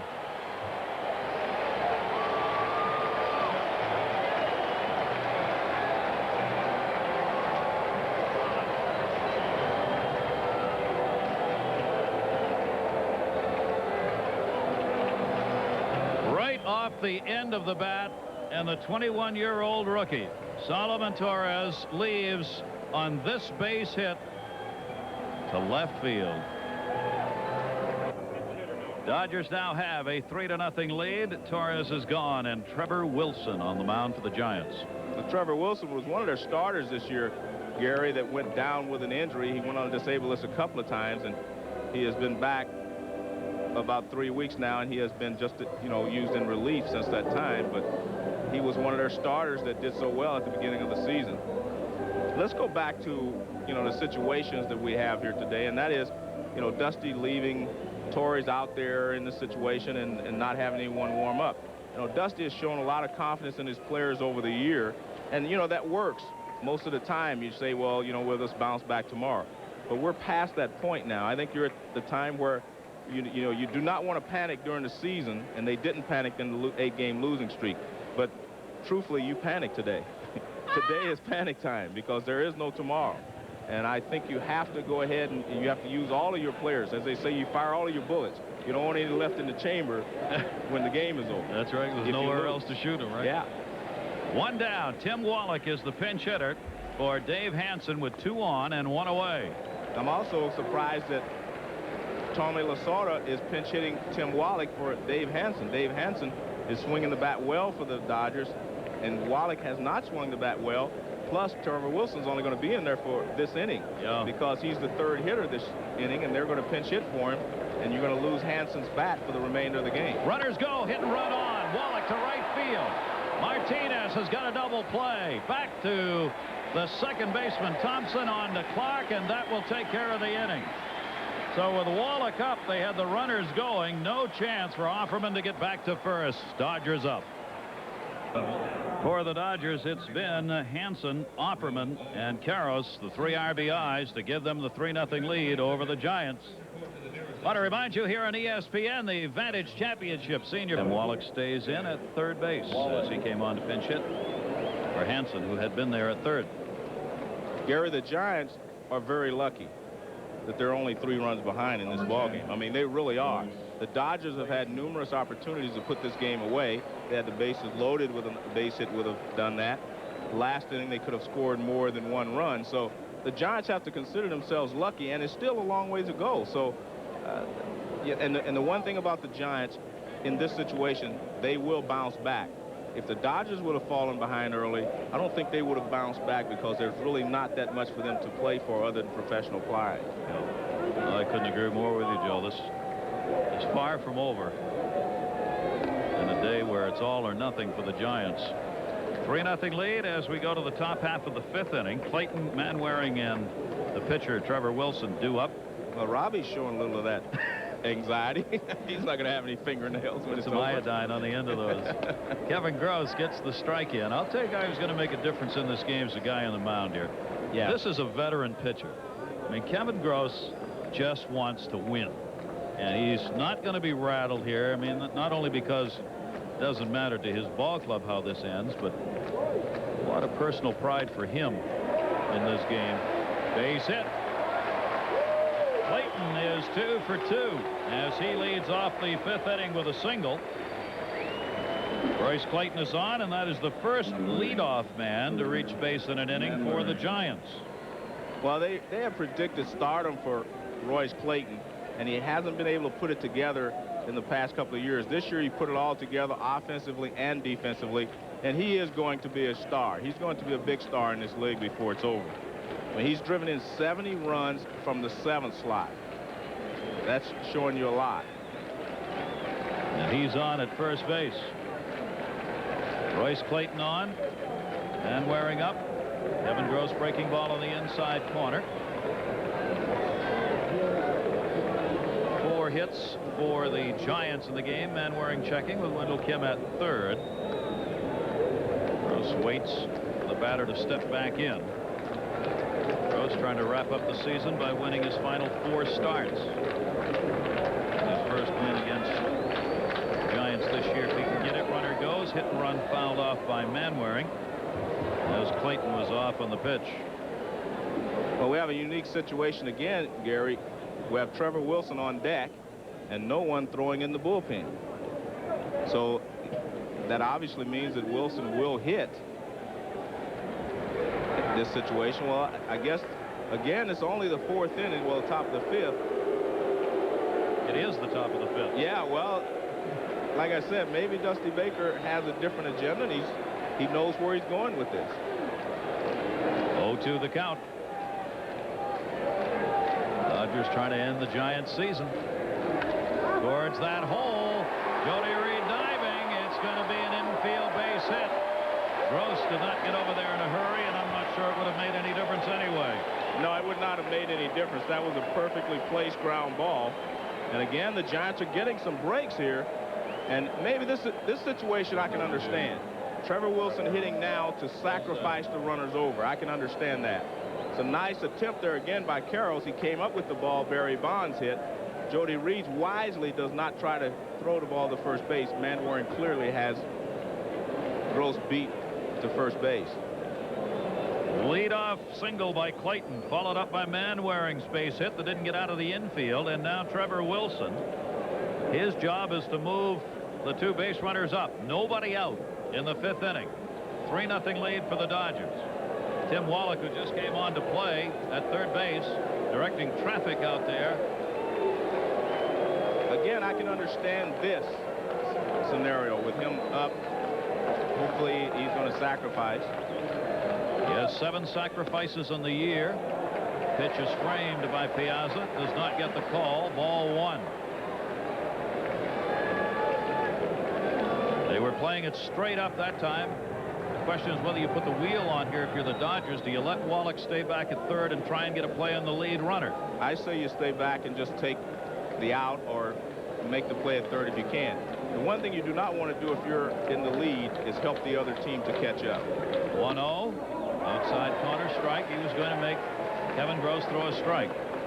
Boy, Joe Gross is getting off on that third base side as though they really want to go after that lead runner. He's coming over to protect that third baseline, and Wallach is trying to hang back. So if the ball's bunted down towards third, Gross will play it, and Wallach can go back to cover third base. There's Pedro Martinez on the left and Steve Wilson on the right. The last person the Giants want to see is Pedro Martinez. Yeah. I'll tell you that. 1-1 the count. Runners with the lead. The bunt is played. Piazza, nobody covering at third. Finally gets Reed at first. Piazza wanted to go somewhere else with that because he had time, but Wallach had moved in too far at third base, and Offerman had not gone over to cover second. Now, I'm not going to fault Wallach. I am going to fault Offerman. He has no place else to go. He should be at second base. But now Wallach has a decision to make, and Wallach's a veteran. He's not going to let a bunted ball fall safely without anybody getting it. When the ball is first bunted, now Wallach doesn't know where that ball is. He just knows it's in the air. He doesn't know if it's going to come towards him or if it's right above the plate, which it was. So I can't fault him. He's got to make sure he gets an out. But Offerman's only play is to second base. I mean, he's supposed to go to second base. Again, the Giants get a break. And he was ready to throw the ball down there. Right. He didn't want to throw it away into center field. So finally, Jody Reed was waiting at first base, and Piazza made the play over there. So the sacrifice, the 8th of the season, picked up by Wilson. A 3-0 Dodger lead, but the Giants now have 2 in scoring position with 1 out. Darren Lewis, who is 0 for 2, is grounded out twice. The infield stays back, except at third, where Wallach will play even with a bag. Out of the stretch, Gross. The fastball's up high for a ball.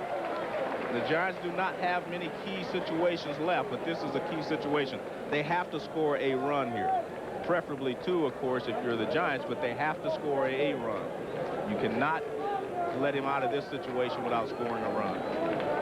Lewis batting .214 with runners in scoring position this year. 1-0 pitch. Fouled off. Karros the long chase, no play for him. Each team with 5 hits in the game now. 1 ball, 1 strike on Lewis. They're nail biting here, and they're nail biting in Atlanta.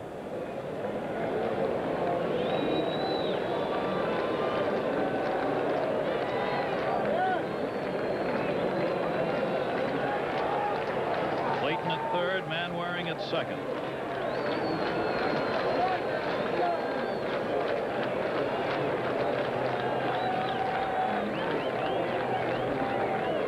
Karros out of the stretch with the 1-1 to Lewis. Chopped to first base. Karros has got to go. The Gross covering. A run in. RBI will be credited to Lewis as Royce Clayton crosses the plate with the first Giant run. And it is a 3-1 ball game. That may not seem like a big deal for the Giants fans, but that is a big deal. First of all, when a pitcher is shutting you out, you have to show him that he is vulnerable to you scoring runs. Now the Giants have kind of cracked that armor that he has out there, and that kind of changes his confidence. And now if Robbie Thompson can get a 2-out base hit, we have a new ball game on. That's right. 48 RBIs for Lewis. Manwaring's moved to third base, 2 down. Thompson getting back in for the first time in over a week, has popped out and flied to right field. A 286 hitter with 1 home run lifetime against Kevin Gross.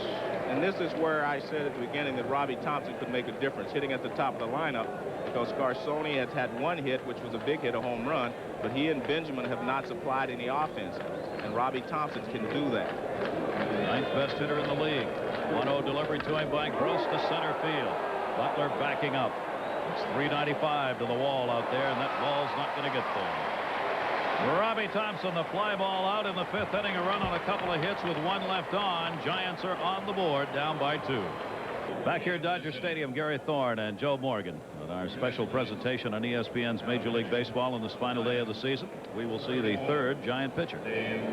Well, you expect to see a lot of pitchers today if you're the Giants, and especially since you were behind. Dave Burba, real good fastball.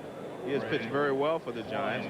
Has a winning record. Good fastball, real good slider. He has a 10-3 1-loss record. So he's done a very good job for the Giants. But he, like most of the Giants pitchers out of the bullpen, are a little tired right now.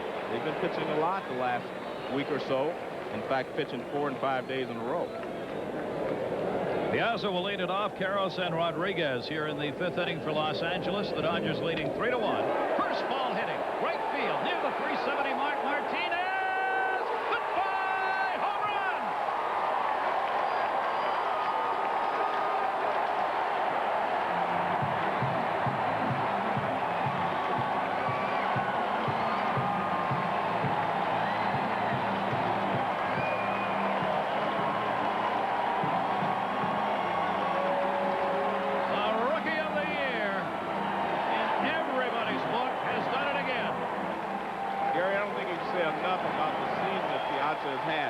Simply because, you know, a lot of people didn't figure he even belonged in the big leagues. They thought he was only going to get a shot because he was a good friend of Tommy Lasorda's.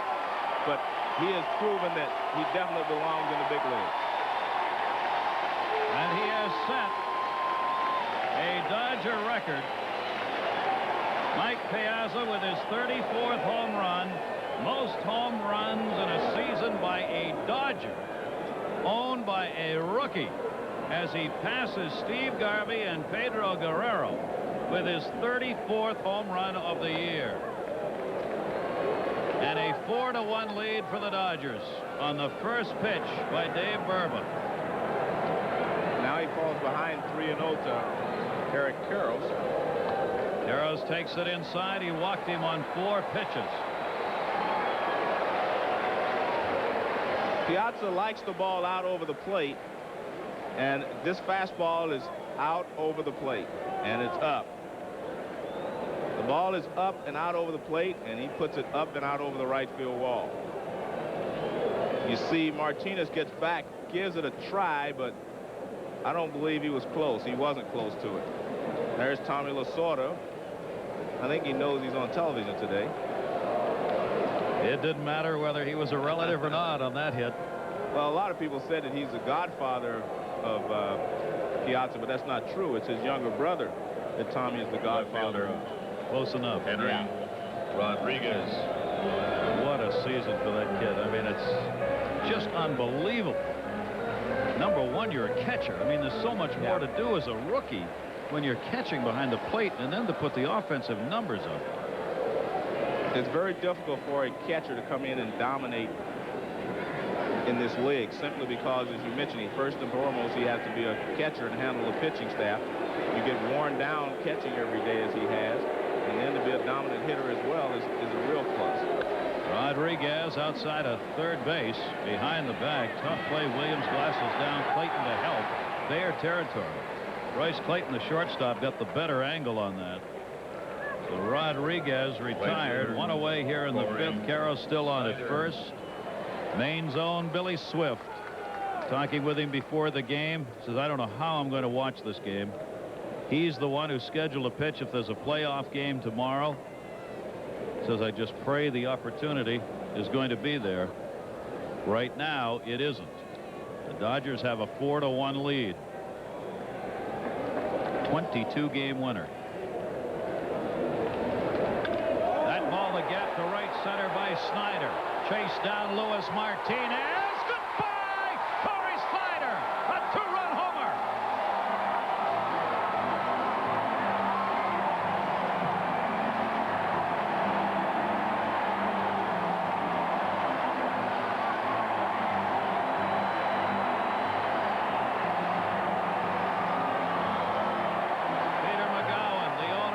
Giants.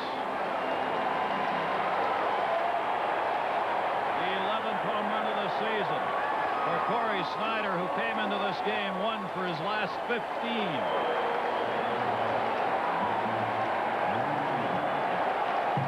56 runs batted in, a 6-1 Dodger lead.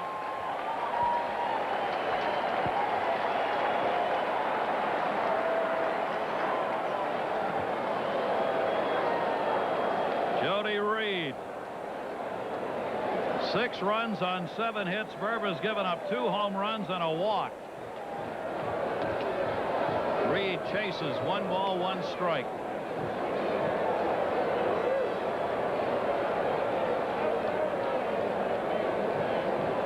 Burba's 6th appearance against the Dodgers.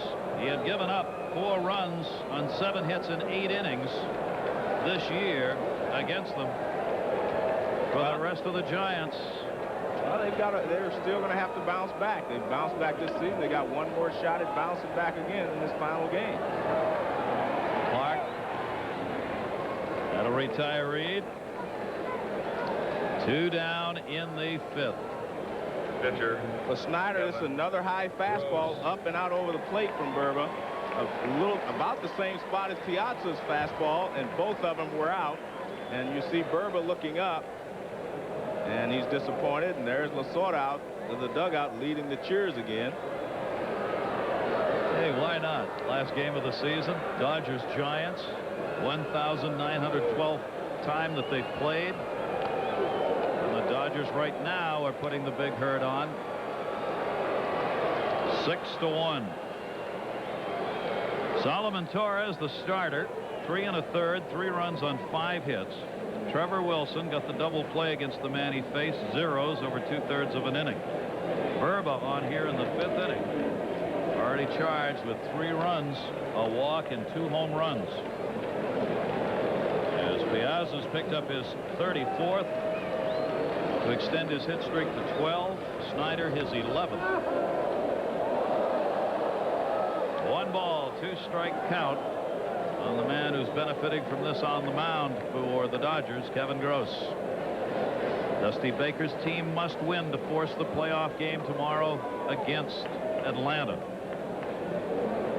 Win by the Dodgers, and Atlanta will have won their 3rd consecutive division title, equaling what Toronto has already done this season in winning their 3rd consecutive.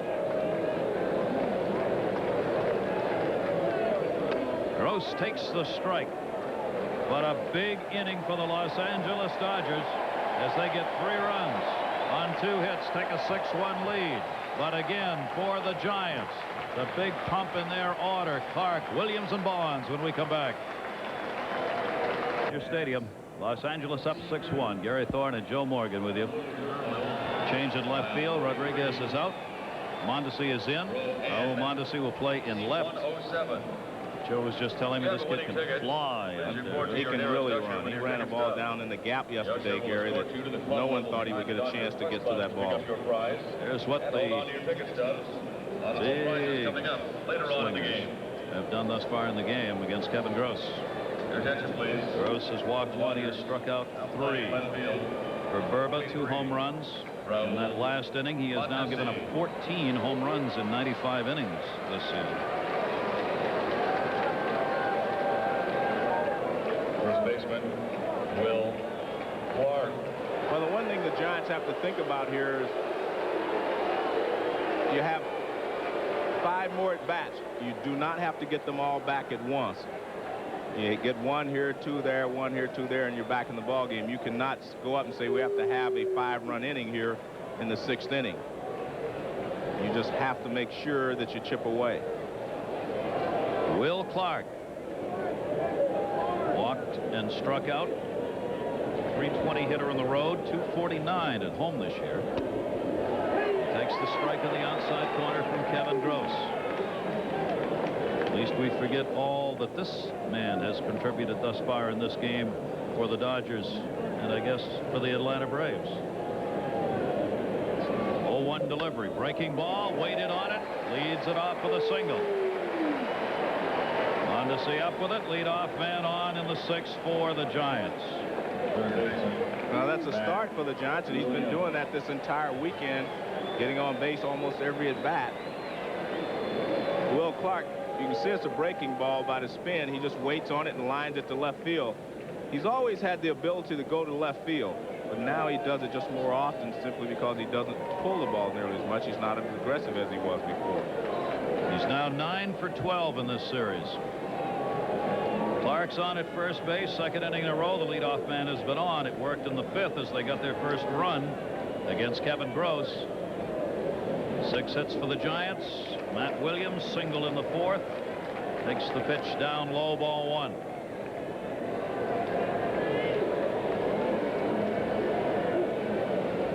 Gross has worked with runners on this season, giving up more base hits than innings pitched, 218 to 193 coming into the game. He's also walked 74. He's used to working out of the stretch. 1-0 delivery. Piazza backhanding that one. 2 balls and no strikes, and the Giants, of course, need base runners. And again, they do not need to panic because you know, as I said earlier in the ballgame, you have to have confidence in your teammates to get the job done as well. So Matt Williams doesn't have to force anything here because Barry Bonds is on deck. If he gets a pitch, let it rip. 2-0 count on him. Towards right field. Snyder was playing very deep. The ball went right to him. Williams is retired, 1 away. Clark remains on at first base. When you're a great player, you get the great reactions one way or the other. He gets them.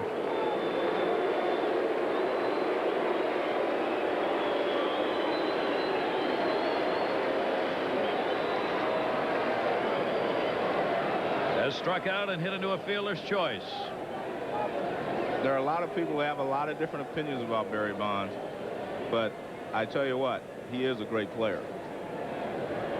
So you've had a chance to see him all season long covering the Giants, so you get a chance to see the inside and outside guy like Barry Bonds. That hot slugging percentage going back to Stan Musial days. That's some company, isn't it? Heavy company. 1 down. Gross delivers to him. The fastball for a strike. He has hit over 300 every month, but 1 this year. Putting up the kind of numbers that make you think about, say, hey. Not only is he a great player, but he's a smart player.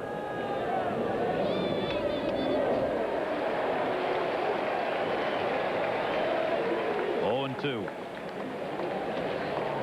And I don't mean to slight anyone, but when you look at the most valuable player in the National League, you're looking at him right now standing in the batter's box. There are some great players in this league this year. David Justice, Ron Gant, Freddie McGriff, Lenny Dykstra. A lot of great players have had great years this year, but Barry Bonds is the most valuable player in this league. Leader in on-base, slugging, RBIs, home runs, 4th in average.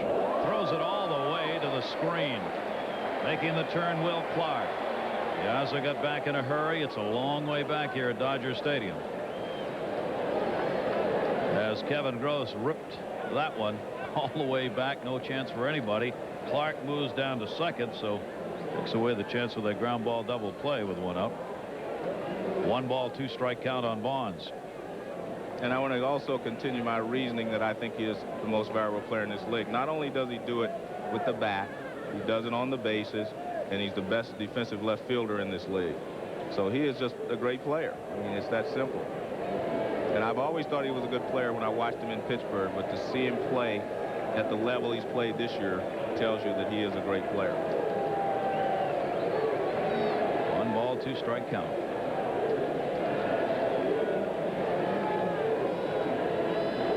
And he'll step out. The rap that's been taken more often than not, Joe, for the off-field things. Nobody can say anything about what he does in the field. And I have nothing to do with that. Yep. He doesn't like to be approached. He wants to be private. He wants to come, play, and leave. 1-2 delivery. Breaking ball. Nasty pitch. He strikes out Bonds. As fine a pitch as you'll see thrown. And also one that you might want to question if you're the Giants dugout. The movement on this pitch. Let's watch the movement on this pitch. You might want to say, what was that? Certainly you're not intimating it might have had a tear in the ball or a little extra on the top. I'm only saying, what was that? I usually can call a curveball, a slider, or a change from the booth. I can't call that pitch. Kevin Gross is a veteran, I'll remind you. Yeah, I can't. Let's take a look. You know, you can usually call the fastball, curves, and changes from here, but I can't call this pitch. That and Piazza can almost just barely can catch it. But he did the job. It's a good pitch. He got Bonds out.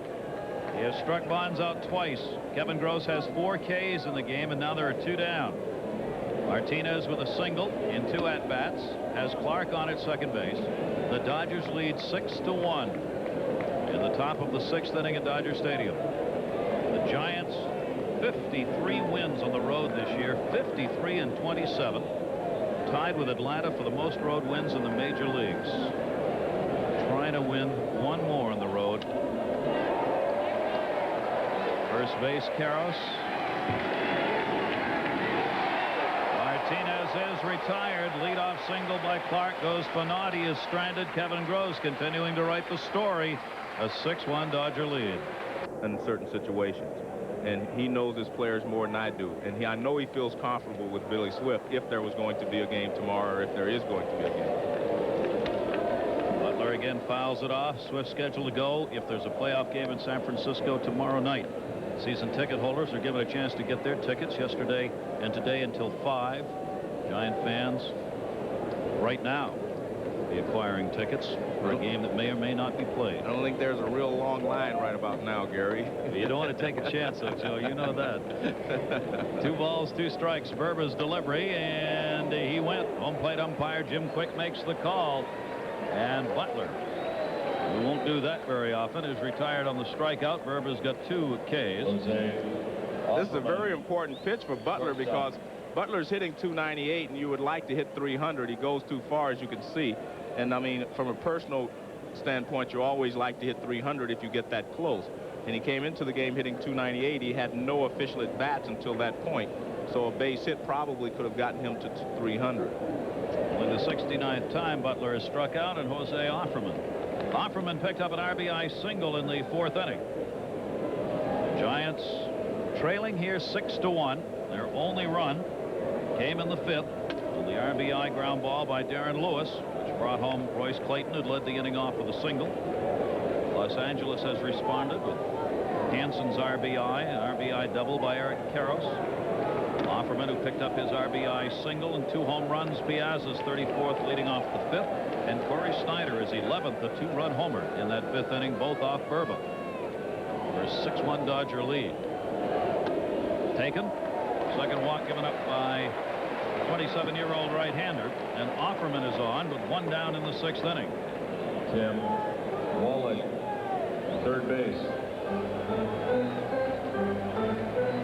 San Francisco Giants looking to do what hasn't been done against the Los Angeles Dodgers in a 4-game series by the Giants since 1923, and that's at Ebbets Field.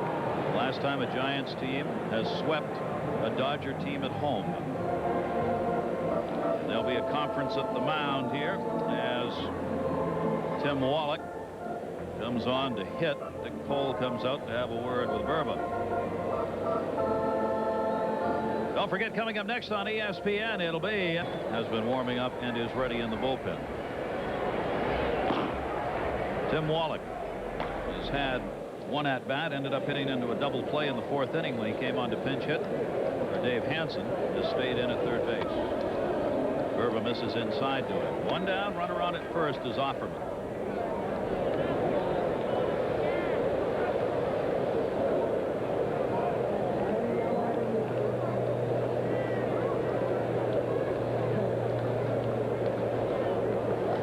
He'll hold him close to the bag. Only one out.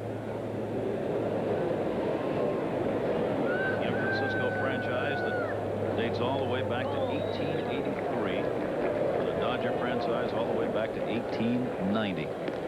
We told you at the top all the times these teams have met in games that matter in places like Ebbets Field and now Candlestick and Dodger Stadium. Burba with a 1-0 count. Wallach takes the breaking ball away. 2 balls, no strikes.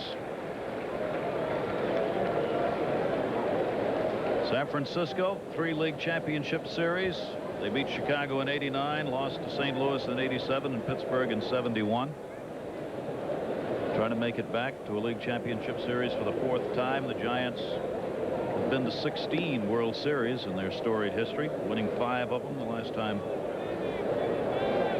54, they had the Cleveland Indians. Took a great Cleveland team out.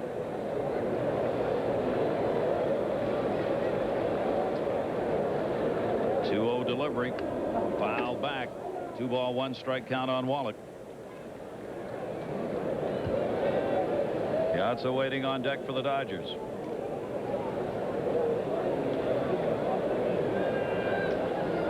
More history to be written on yet another October 3. Bobby Thompson hit the home run. It was this date.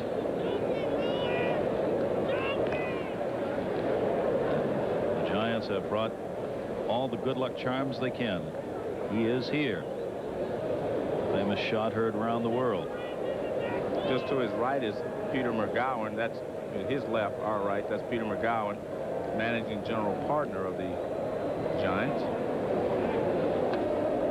October 3 has always been a Giants date. Of course, our own Joe Morgan. We showed you the home run he hit in 1982. Beating Los Angeles. Dusty Baker, the ironies of the games. 8 years with Los Angeles. Now trying to get that one big win. Send this season to a playoff tomorrow. And he walked him. Burba's struggling, Joe. He's really working at it. Well, I think that's going to be all for him. Here comes Dusty Baker out of the dugout. 3 walks given up by Burba, who came on in the last inning, was charged with 3 runs on 2 hits. He struck out Butler here, but has walked Offerman and Wallach. Piazza coming up, who had a home run in his last at-bat, will get another Giant pitcher. 275 with 15 home runs and 82 runs batted in his first season. And he was a part of the Big Red Machine, where he had a lot of help. The trouble Piazza's got is how the heck do you improve on this season? That's a good point. I mean, this is, you can't do much more than this. Truthfully, he and Barry Bonds are in that situation. What does Bonds do for an encore next year? 46 home runs, 123 runs batted in. Offerman at second base, Tim Wallach at first. 1 out. 1 strike count. Jackson to Piazza inside. 1-1. Butler struck out to start it. Offerman picked up the walk off Burba, and so did Wallach. Burba walked 3, struck out 2. He gave up 2 hits in an inning and a third, but both of those were home runs, and he's responsible for the 2 on. Michael Jackson with a 1-1. Piazza reaching, and a pitch on the outside part of the plate. 1-2. Let me give you one more. Roy Campanella, who was probably the greatest Dodger catcher ever. He hit 258, drove in 45 runs, and had 9 home runs in his rookie year. Usually, as we said, it takes catchers a little while before they find their stride. So Piazza, if he has another level to go to, I don't know what we're going to do for him. I'm looking at the name on our sheet, Joe, that maybe that's the level he wants to go to. Oh, okay, the Hall of Fame players. I mean, a 331 average. Mickey Cochran fouled off. Mickey Cochran hit 331, but he only had 6 home runs and 55 runs batted in. I mean, to combine power and a batting average, no one has done that as a rookie. None of the catchers, we should say. We had Benito Santiago hit 300. He had 18 home runs and 79 runs batted in. Thurman Munson hit 302, but only 6 homers and 53 runs batted in. Nobody, as a rookie catcher, has reached that 100 RBI mark in the names that we are mentioning there. One other catcher the Atlanta Braves can identify with, Earl Williams. His rookie year, he hit 33 home runs and drove in 87 runs. Now they're all going to try and catch this guy. Yeah. He will be the new benchmark for catchers, rookie catchers to look for. 1 ball, 2 strike count. And Manwaring's going out to talk to Jackson. I was talking about catchers, Joe. I do have to say, because it's someone I've respected and as a Red Sox fan growing up in New England my life, Carlton Fisk. Yeah. Kind of lost in the season. He got his games caught and then was released by the White Sox. Nobody picked him up. He's not returned to a ballpark since. That is a sad way for a great player to have to leave the game. And I don't blame. That's not a negative towards anybody. No, I'm glad you brought that up, and I have a statement to make on that, as usual. I love that. 1-2 delivery, foul back. Gary, one of the reasons that I quit when I did, because I had a 2-year contract, I was supposed to play 1 more year. One of the reasons I walked away when I did is so I wouldn't have any distaste in my mind when I left the game. You play for 20+ years, everything has been great. You want to walk away with that same image. You do not want to hang around until something goes wrong and you have a dislike for the game. See, I still love to come to the ballpark. I still love this game, and I feel sorry for Carlton Fisk. That one by Piazza to left field. Ball's got it. Shoestring catch off the blades of grass in left field. Piazza denied a base hit and at least 1 more RBI. Well, he's done that all year, but as I said, and the great thing about Barry Bonds, he does not have to be hitting to make these kind of plays. He has not hit well today, but he comes in and just takes a base hit away from Piazza. And here's a guy that has won 3 Gold Gloves, and he'll win another one this year because he has played so great in the field. So, and I keep saying great things about Barry Bonds, but I tell you what, he's had a great season. And again, I recognize the Dave Justices of the world, the Ron Gants, and the McGriffs and the Dyksters who have had great seasons, but I still have to give this guy what is his due. Jackson trying to work his way out of this inning now in relief of Verba. Gets the help from Bonds, now faces Karros, who has doubled in the 3rd inning, picking up an RBI, walked and scored in the 5th. Eric Karros takes the breaking ball for a strike. 0-2. 2 down. Dodgers leading 6-1. They've got 2 on here in the 6th. They've not been able to put anybody across in this inning. Well, I just hope Carlton Fisk gets the season off, comes back somewhere, because he's got a lot to give to baseball still. And he's a wonderful ambassador for the game. 0-2 delivery right off the fist. That'll end up in the seats outside the 3rd. Count remains no balls and 2 strikes. 6-1 Dodgers. San Francisco must win to force the playoff game tomorrow. Atlanta won their game today, 5-3 over the Colorado Rockies. They are still in Atlanta waiting, tickets in hand for their charter flight if it needs to be made. Deciding where they're going to go with it. Where are we going to go? San Francisco or Philadelphia? 0-2 the count. Jackson with a breaking ball, almost. Karros thought about going after it, held off. 1 ball, 2 strike count on him. Boy, Dodger rookies over the last 2 years have put on some kind of show. With this kid at first base, Eric Karros, settling in this season at a great start, leveled off as the season went along. No reason to believe, though, that he won't punch some big numbers in the course of his career. Now, the rookie behind the plate, Piazza. 1-2 count, backing off Jackson.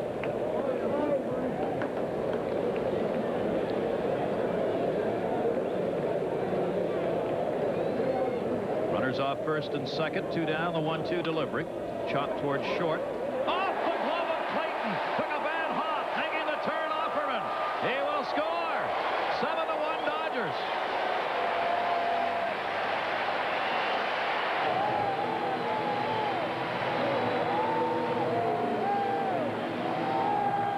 County Stadium in Atlanta, live.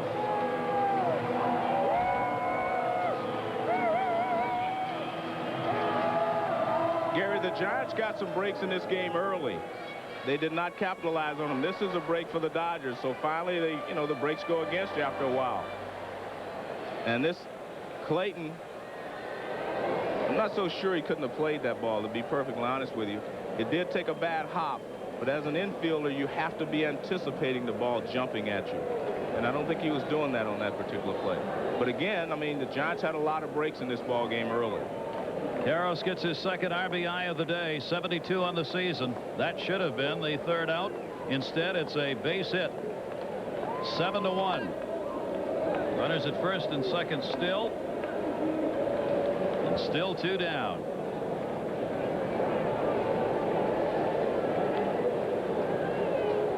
DC getting his first at bat. He came on as a defensive replacement.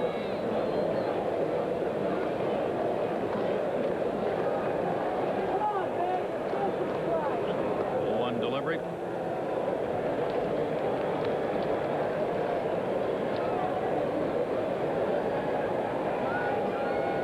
Mondesi with a chance right here to have a sweet hit for the Dodgers. With 2 down, runners will be going. Wallach on at second base, the lead runner. Karros on at first. Fouls it back. 1 ball, 2 strikes.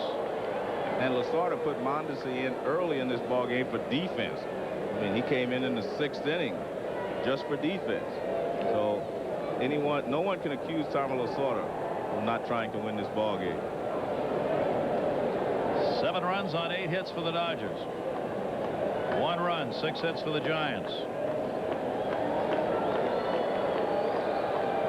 5th pitcher for San Francisco, Jackson, with a 1-2 delivery, gets the strikeout. But the base hit has added another run on the bad hop. Burba, who came out in this inning. That's live. Atlanta Fulton County Stadium. The chop shop is still open. For Dusty Baker, there will be a tomorrow only if his team can mount the biggest comeback they've had this season. They must win to force the playoff game tomorrow night. If there is one, we'll have it for you 10:30 Eastern, 7:30 Pacific from Candlestick Park in San Francisco tomorrow night if the Giants come back and win this game. Biggest deficit the Giants have come back from this season, 5 runs. So that last run may have put it out of reach. This guy has pitched a whale of a game. Kevin Gross, 12-13 on the season. Trying to win his 4th in a row. It's been a pitcher's game for him. He's not overpowering anybody. He's just mixed it up. He's kept the Giant bats off balance, has walked only 1, so he hasn't hurt himself, and has struck out 4, including Bonds twice. Clayton leads it off. Piazza coming back looking for help at first from Karros. Didn't get it. Makes the catch himself. Can he fly?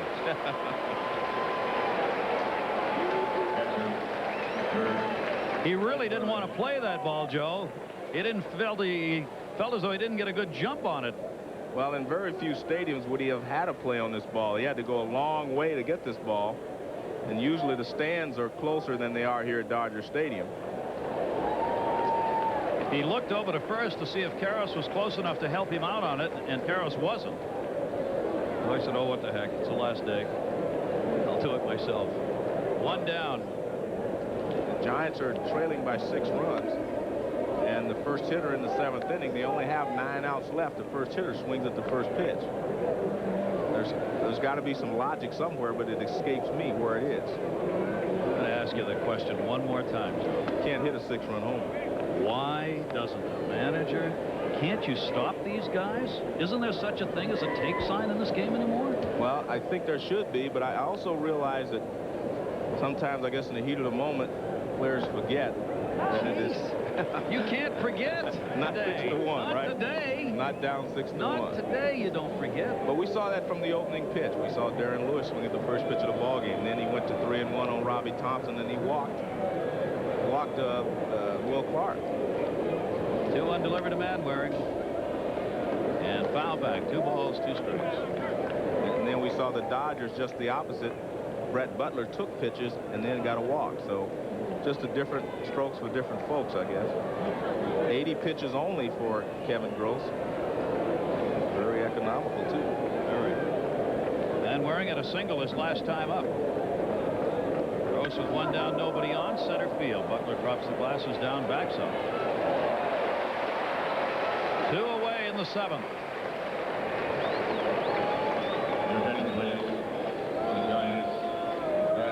A hazy late summer day at Dodger Stadium before their sellout crowd on their Fan Appreciation Day. It will be appreciated in Atlanta if it holds up. Reed will come on as the pinch hitter for Jackson, the pitcher. I remember some of the comments the Braves made when they were chasing the Giants. They said, look, we're just going to win as many games as we can, and if the Giants are able to hold on, we'll tip our hats to them and go forward. I think the Giants have to look at it the same way. They have played well, they bounced back, and they fought all the way down. But the Braves just didn't let up, and I think that's the way you have to look at it. The Braves were willing to look at it that way, and I think the Giants have to be willing to look at it the same way. Not done yet. And I don't mean to sound their death knell, but it is very difficult to come back from 6 runs down when the game has so much meaning as this one does. It is very difficult. And with Gross pitching as well as he is, and the bullpen, of course, just available if needed. Tommy Lasorda has had somebody warming up down there in case Kevin Gross needs any help along the way here. 1 ball, 1 strike count. Stepping out, Reed. It's Pedro Martinez on the left and Tom Candiotti on the right. And I don't know if Tommy might be going to use Candiotti if he needs him today, too. Won't need him here. Butler puts it away. Reed, the pinch hitter, retired, and Gross has retired the side in order. It's stretch time from L.A. Los Angeles, the crowd up for the 7th inning stretch, and for the San Francisco Giants, a precious few left. Well, they have 6 outs left, Gary, and they're going to have to use them to the best of their ability. I remember the '75 World Series. We were down to the Boston Red Sox, and the greatest statement I ever heard, Sparky Anderson said, let's just make the best use of our 9 outs. If we don't get it done, we don't get it done, but use them wisely. What a job Kevin Gross has done on them, allowing just the 1 run on 6 hits and the run scored on a ground ball out. So Michael Jackson, who is pinch hit for, is out of the ball game, and Scott Sanderson has come on in relief. This is going to be for the Giants their 5th of the game. Corey Snyder, right field. Corey Snyder's had himself a game to remember. A couple of hits, including in the 5th inning after a walk to Eric Karros, his 11th home run of the season. This is another high fastball. Berber threw 2 high fastballs out over the plate to 2 high fastball out over the plate hitters, Corey Snyder and also Mike Piazza, and both they resulted in 3 runs. Snyder's being a 2-run homer. There's another high fastball out over the plate. Living life dangerously.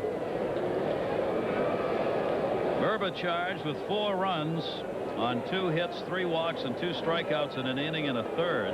He gave up the 2 home runs. The other 3 were charged to Solomon Torres, the starter. Jackson worked 2/3 of an inning, giving up a hit, had 1 strikeout. Inside corner strike, Corey Snyder. 7 runs, 8 hits for the Dodgers, a run on 6 hits for the Giants. Bottom half of the 7th inning.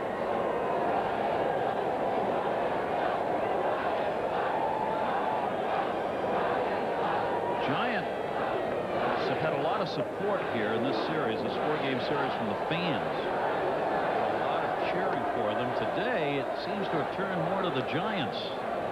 You know, it's unbelievable that when the Giants came here this week, they thought they were coming into a very hostile environment. sort of like what they go into when they go into Atlanta. But they found that there were a lot of Giants fans cheering for him here. On the third, Williams. Over to Clark. Snyder's retired. One away. And it's not so much people from San Francisco that have come here. A lot of the Dodger fans found themselves rooting for the Giants because I guess they're a West Coast team. I don't know if that's the case or not, although we've talked about the rivalry so much. But I do believe the rivalry stems more from the fans in San Francisco's dislike for the fans up here in the Dodgers than for the Dodgers to San Francisco. I don't think you'd have that same reaction if the series had been played in San Francisco and the tables were turned, exactly, right? No doubt about it. One down here in the seventh, and Jody Reed, the number 8 hitter, he drew a walk in the fourth inning and scored. 0 for 2 officially at the plate today. 277 on the season for Jody Reed. Strike on the outside corner by Scott Sanderson. Reed coming over from the Red Sox. He's had a very successful season in a Dodger uniform. 1-1 delivery to him. Fouled, and that got Manwaring. Giant catcher got a piece of that one.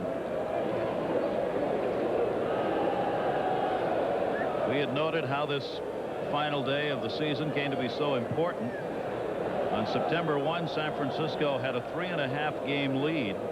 In this century, only 10 teams have not won when they've had a 3.5 game or more lead on the 1st of September.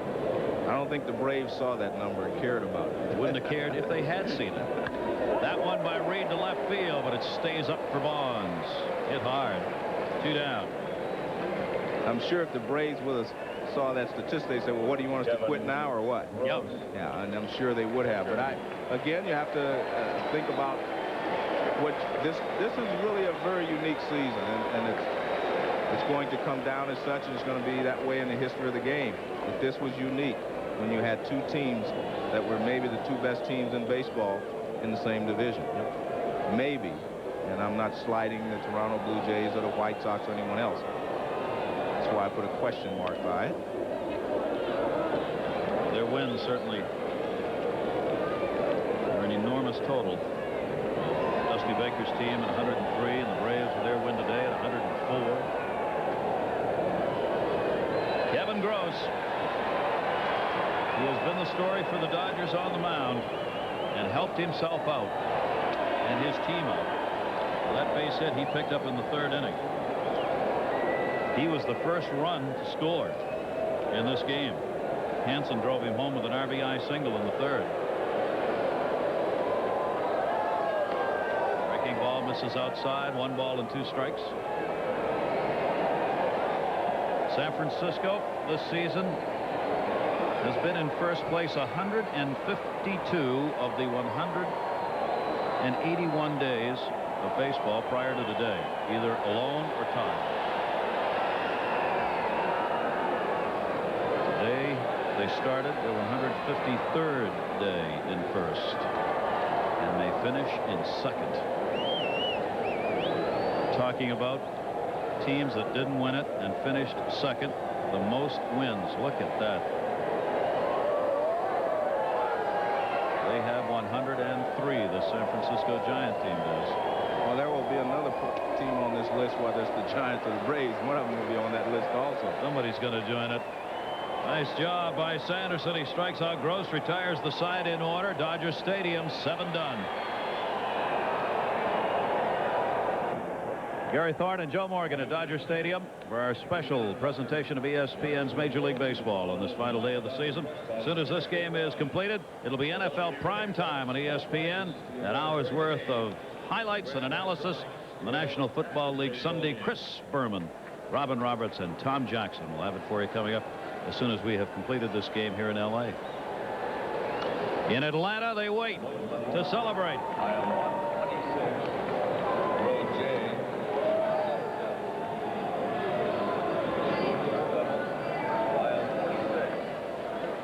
He waits. He'll get at least 1 more shot at it at the plate. Well, now, Gary, the Giants have to try to score 6 runs.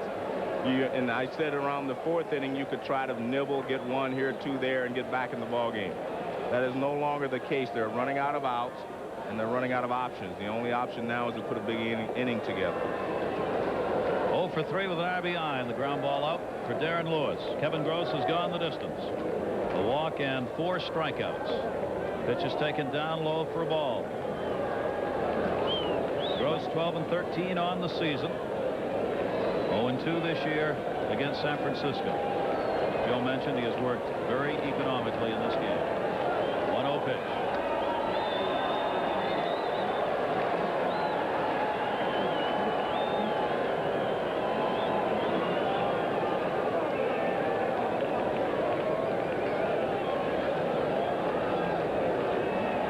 To Lewis. Ground ball towards second. Jody Reed. 5 outs left for the Giants. Robbie Thompson, second base. And I will be surprised if he doesn't get one more shot to do something big, because this has, again, been a good season for him. And I just think that he will get one more chance to maybe get the Giants back in this ball game. Clark's on deck. Thompson in the hole.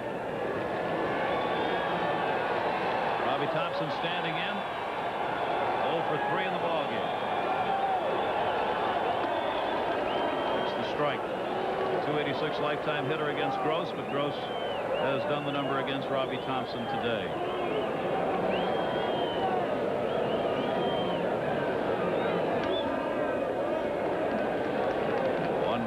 Strike count. The 8th inning. 1 out. 7-1 lead for the Dodgers. And Kevin Gross has just been phenomenal. He has been in complete control of this ball game. He has 2 complete games to his credit this season. Reaching for that one, fouls it off. A ball and 2 strikes. And he is 12 and 13 as an individual, and he would like to finish at 500. So he had a lot going for himself too. He was, personal achievements which he wanted to reach. Lost 8-5 to the Giants on May 7 at the Stick. Also in San Francisco, July 27. Lost a 3-2 game. This is his 3rd start against the Giants this year. He's 8-8 lifetime. Breaking ball. He got him. 5 strikeouts for Gross. 2 down in the 8th.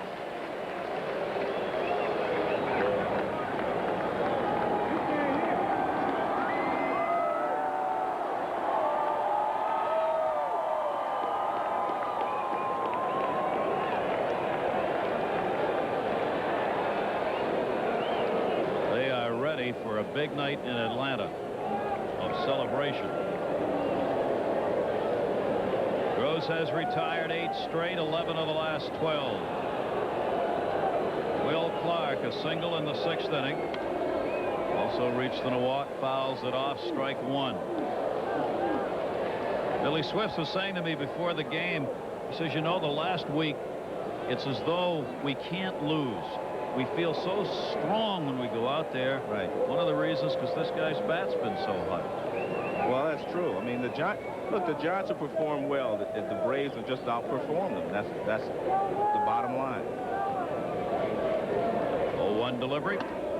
If the Giants would have lost 8 in a row and continued to slide, when the Braves took over first place, then you look back and say, well, maybe they didn't respond as they should. But they bounced back. And they got to the final game. I mean, that's all you can say. Swift knows that barring the comeback, he's done for the season. Scheduled to pitch if there's a playoff game tomorrow night. 22 wins on the year.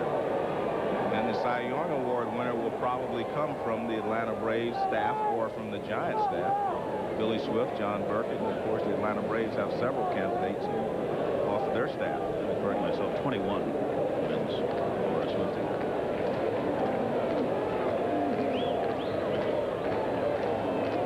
Only 2 runs in his last 4 starts and desperately wants 1 more.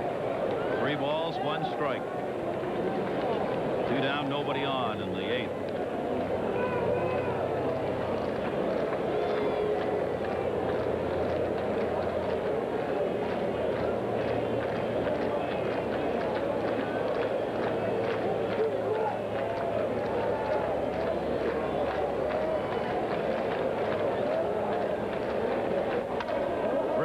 drive down the line. That is a foul ball.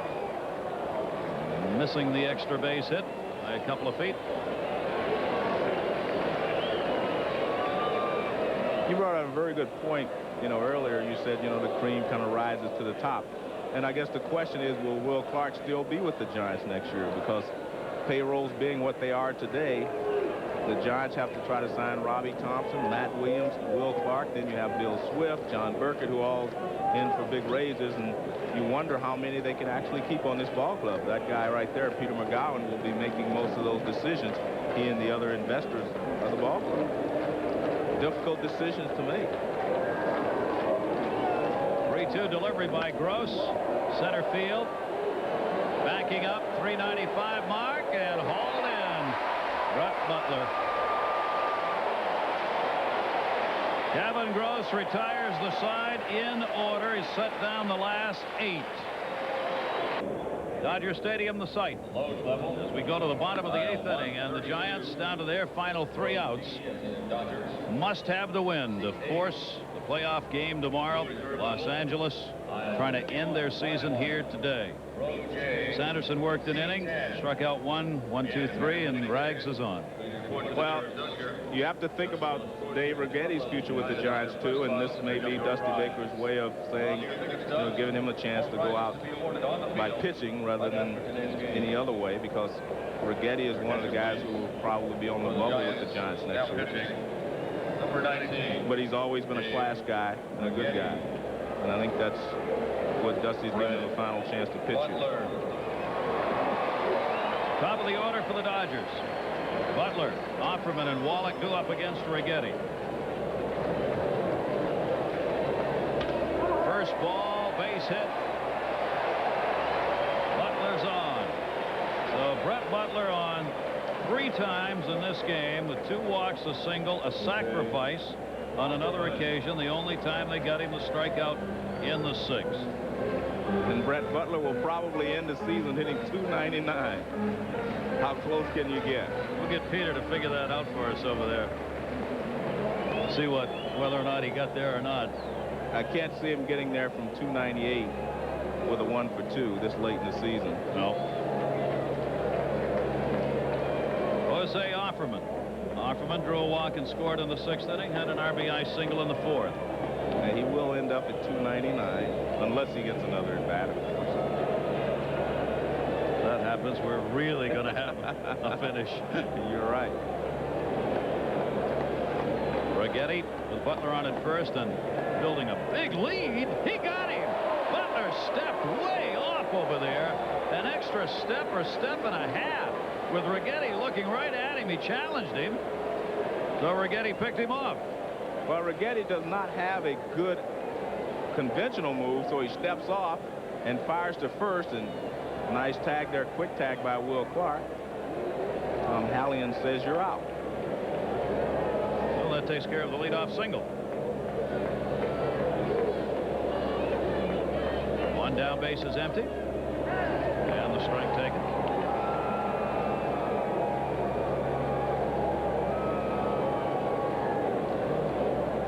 0-1 the count, 1 away. Offerman fouling it off. Into the seats down the right field line. No balls, 2 strikes.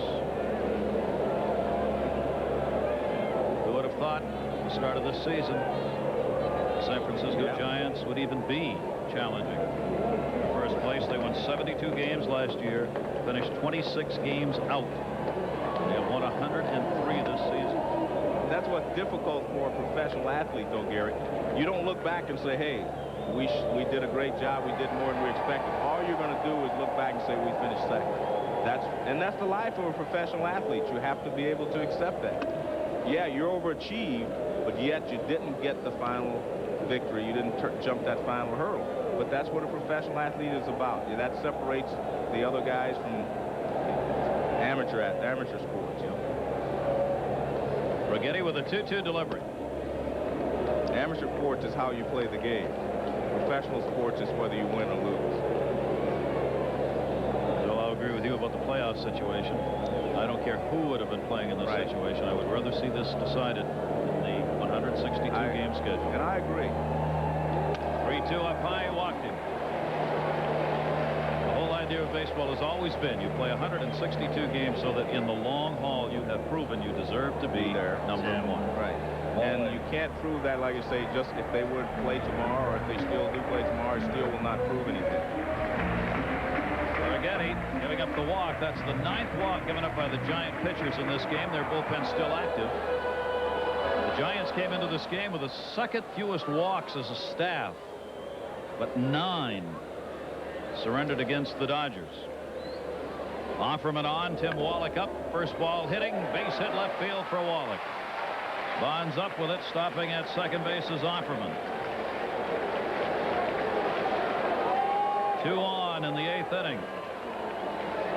1 away. 10 hits for the Dodgers, and boy, what a hand. Piazza, the rookie, the Dodger fans rising, and well, they should.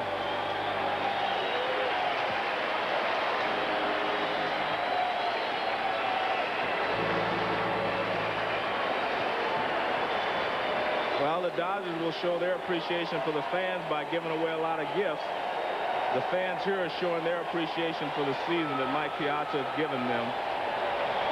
And well deserved. I really, this is what baseball is all about.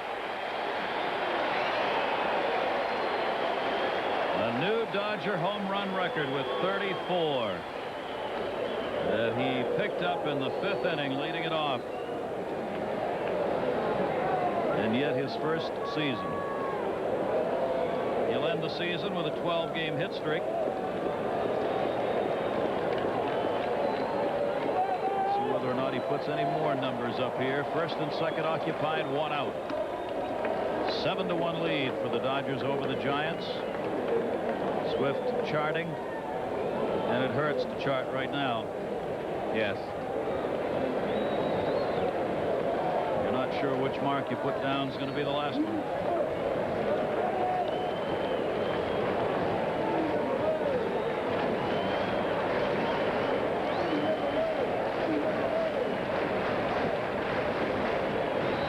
Rigetti's 1-1. Right field. It is deep. Martinez back at the wall. He's done it again.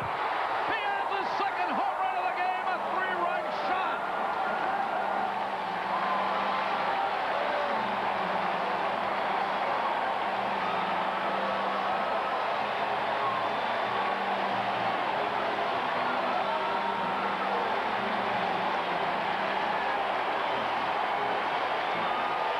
Gary, they gave him a standing ovation before he hit that home run. What will they do to him now? Just a remarkable achievement by this young fellow.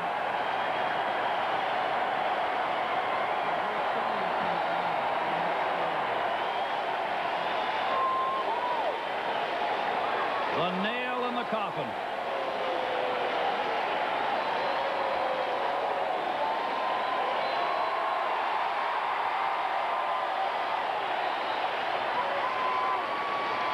Gary, I think the nail was already there. That's some cement on top of it. 25-year-old Mike Piazza, a 3-run homer, 10-1. Dodgers lead the Giants 35 home runs, 2 in this game, and a 4 RBI game. Down the left field line, that is a fair ball. Bonds has it ricochet by him. Eric Karros on his way to second, makes the turn. Bonds makes the throw to third. Williams there, not in time. Eric Karros with a triple.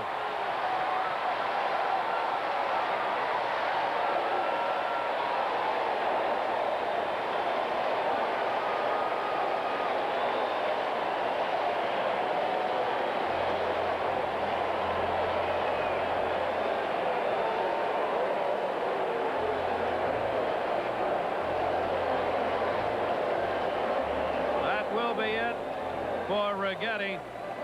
Mike Piazza with 2 on, 8th inning. His 35th home run of the season, 370 mark in right for Dusty Baker. Not one thing he can do about it. For Rigetti, the veteran, the last thing he wanted to happen. And for the Dodgers, the onus may be finally off as they may turn the big table on the Giants. Yeah. A 10-1 lead. Los Angeles over San Francisco in the 8th inning. Eric Karros is on at third base picking up the triple. Still only one down, and Jim Deshaies is on to pitch for the Giants. Gary, the Giants lost to the Dodgers 15-1 July 26th. Coming up as soon as this game is completed, the National Football League Day in review. It's NFL primetime. Coming up next, Chris Berman, Robin Roberts, Tom Jackson, and do they have stories? Quarterbacks hurt seriously. They'll fill you in on all the details. Next, NFL primetime. Big injuries. Infield drawn in deep left field. Bonds looks. Home run. Two-run shot.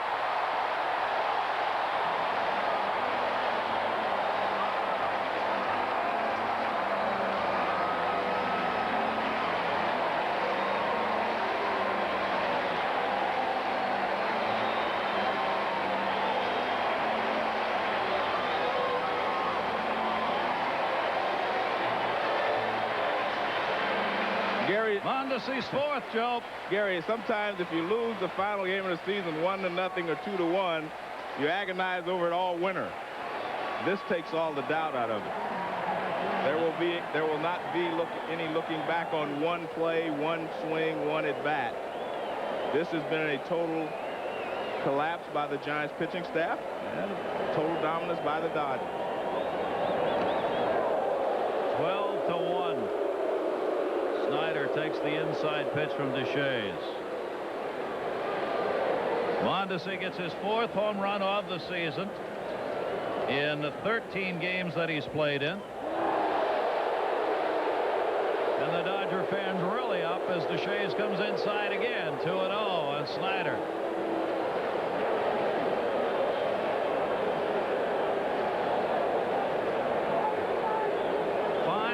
In the 8th.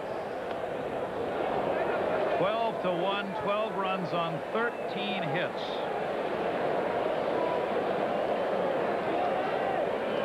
Getty will be charged with 4 of those here in this inning. The last one against Deshaies. Dusty Baker's season is coming to a close in a hurry. 3-1, he walked him.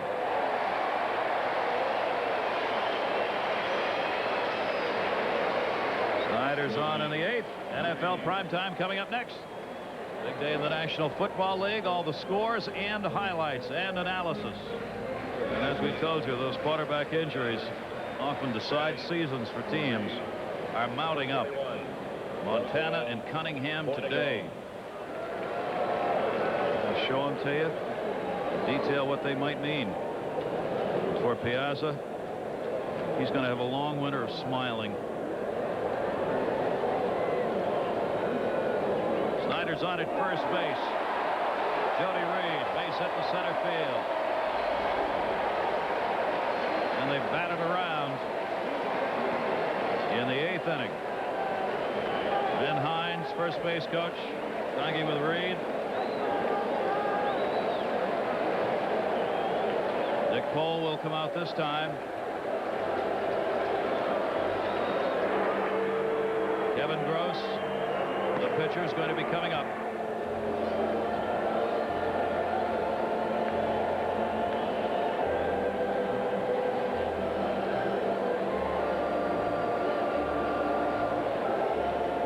He'll leave him in. Runners on at first and second, still but one out.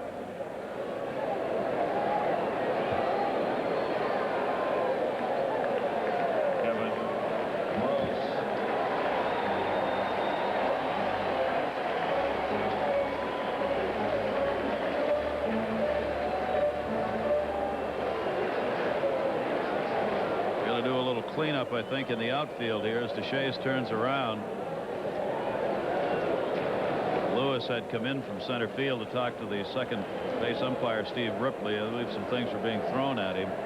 Home plate umpire Jim Quick now has gone over to Tommy Lasorda, asking, I'm sure, for an announcement to be made.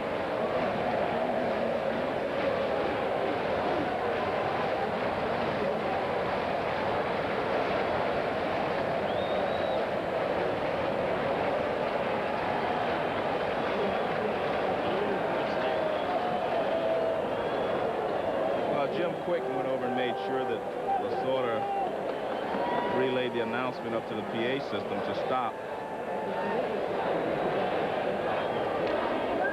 Foul back by Gross. Got to take that hit away from Jody Reed. Barnacle snuck in on there as a pinch hitter. He's on at first base instead of Reed. With one down, Kevin Gross helped himself out in this ball game a couple of times. 12-1, 14 hits for the Dodgers, 2 on, 1 away. Gross is trying to hit a home run as he fouls it back. He took a big uppercut on that one. Well, he has certainly pitched well, so maybe deserves to take a couple of liberties here. Going to be going after his 3rd complete game of the season when he goes back to the mound in the 9th inning against the Giants. Jim DeShays, 0-2 delivery to him. Reached for it. I think he missed it. He struck him out. Runners will move up. Gross just heads back. It'll be a strikeout for DeShays. On the field or in the stands. DeShays strikes out Gross, and there are 2 down. And the rest. 2 down. Runners now on at 2nd and 3rd. Steiner moves over to 3rd base. Butler. Barnacle moves up to 2nd. And the leadoff batter who started all this, Brett Butler. He had a single to lead this inning off. So he gets another chance. He's hitting .299. That's so right. Maybe he will get that base hit to move him above 300. If he gets a base hit, he'll be hitting .2998, which is made officially to 300 if he can get it. It's amazing how much those itty-bitty percentage points can matter when you're talking about a 300 season. There's a ring to it, isn't there? 300 is a lot higher than .299. A lot, yeah. In the mind's eye, at least. This is down low. 1 ball, 1 strike on Butler.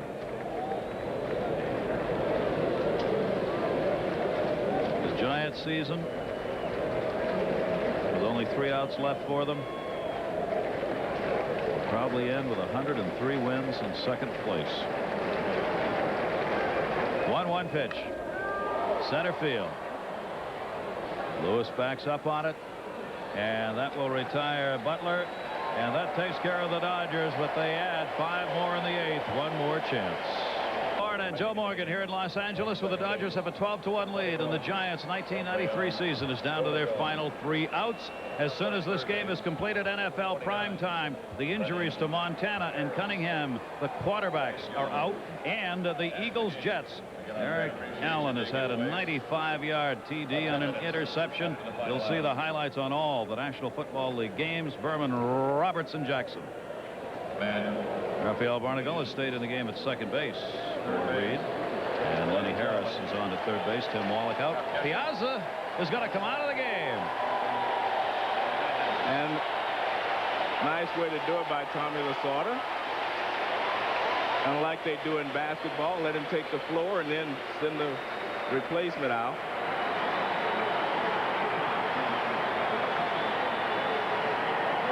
He ends with a .318 average, 35 home runs, and 112 RBIs.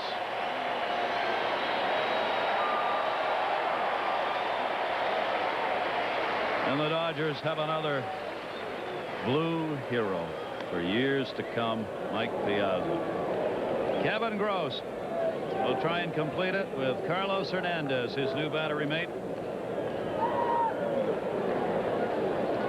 1 walk, 5 strikeouts, a run on 6 hits off Gross for the Giants. The only run scored in the 5th inning on a ground ball out by Lewis that scored Clayton, who had led the inning off with a single. Only twice have the Giants been able to get the leadoff man on base in this game. Williams a single in the 4th inning, fouls that one off. 2 ball, 1 strike count on Matt Williams. Well, Kevin Gross has been the star of this whole show almost, except for what Piazza's done at the plate, but shutting down the Giants for the first 4 innings were really important. I think that gave the Dodgers obviously a chance to take the lead, and they've never lost it. So just a well-pitched ball game by Kevin Gross. balls and 1 strike, and Bill Swift came to the ballpark hoping tomorrow he would pitch. Bill Clark. How could we win 103 games and finish second?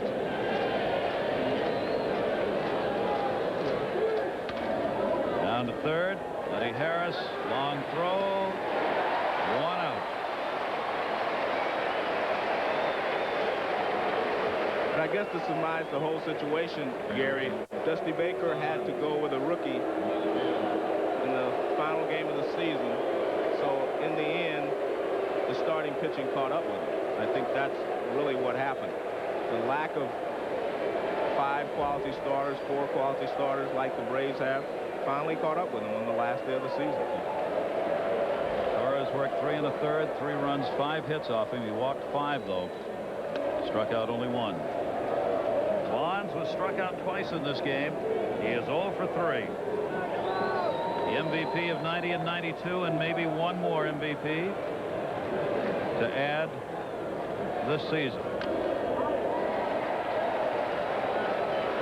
Back-to-back MVP winners. Murphy, Schmidt, Banks, Joe Morgan. Center field. Butler. There are 2 down. And in Atlanta, the Atlanta Braves and their fans are still at Fulton County Stadium. And 1 out left, and they will have their 3rd consecutive National League Western Division championship. They look like they're ready to celebrate, Gary. They're dressed for a celebration. And 0 for 4 for Bonds. Giant down to their final out. The Dodger fans standing down the left field line. Martinez fly ball. This season is over.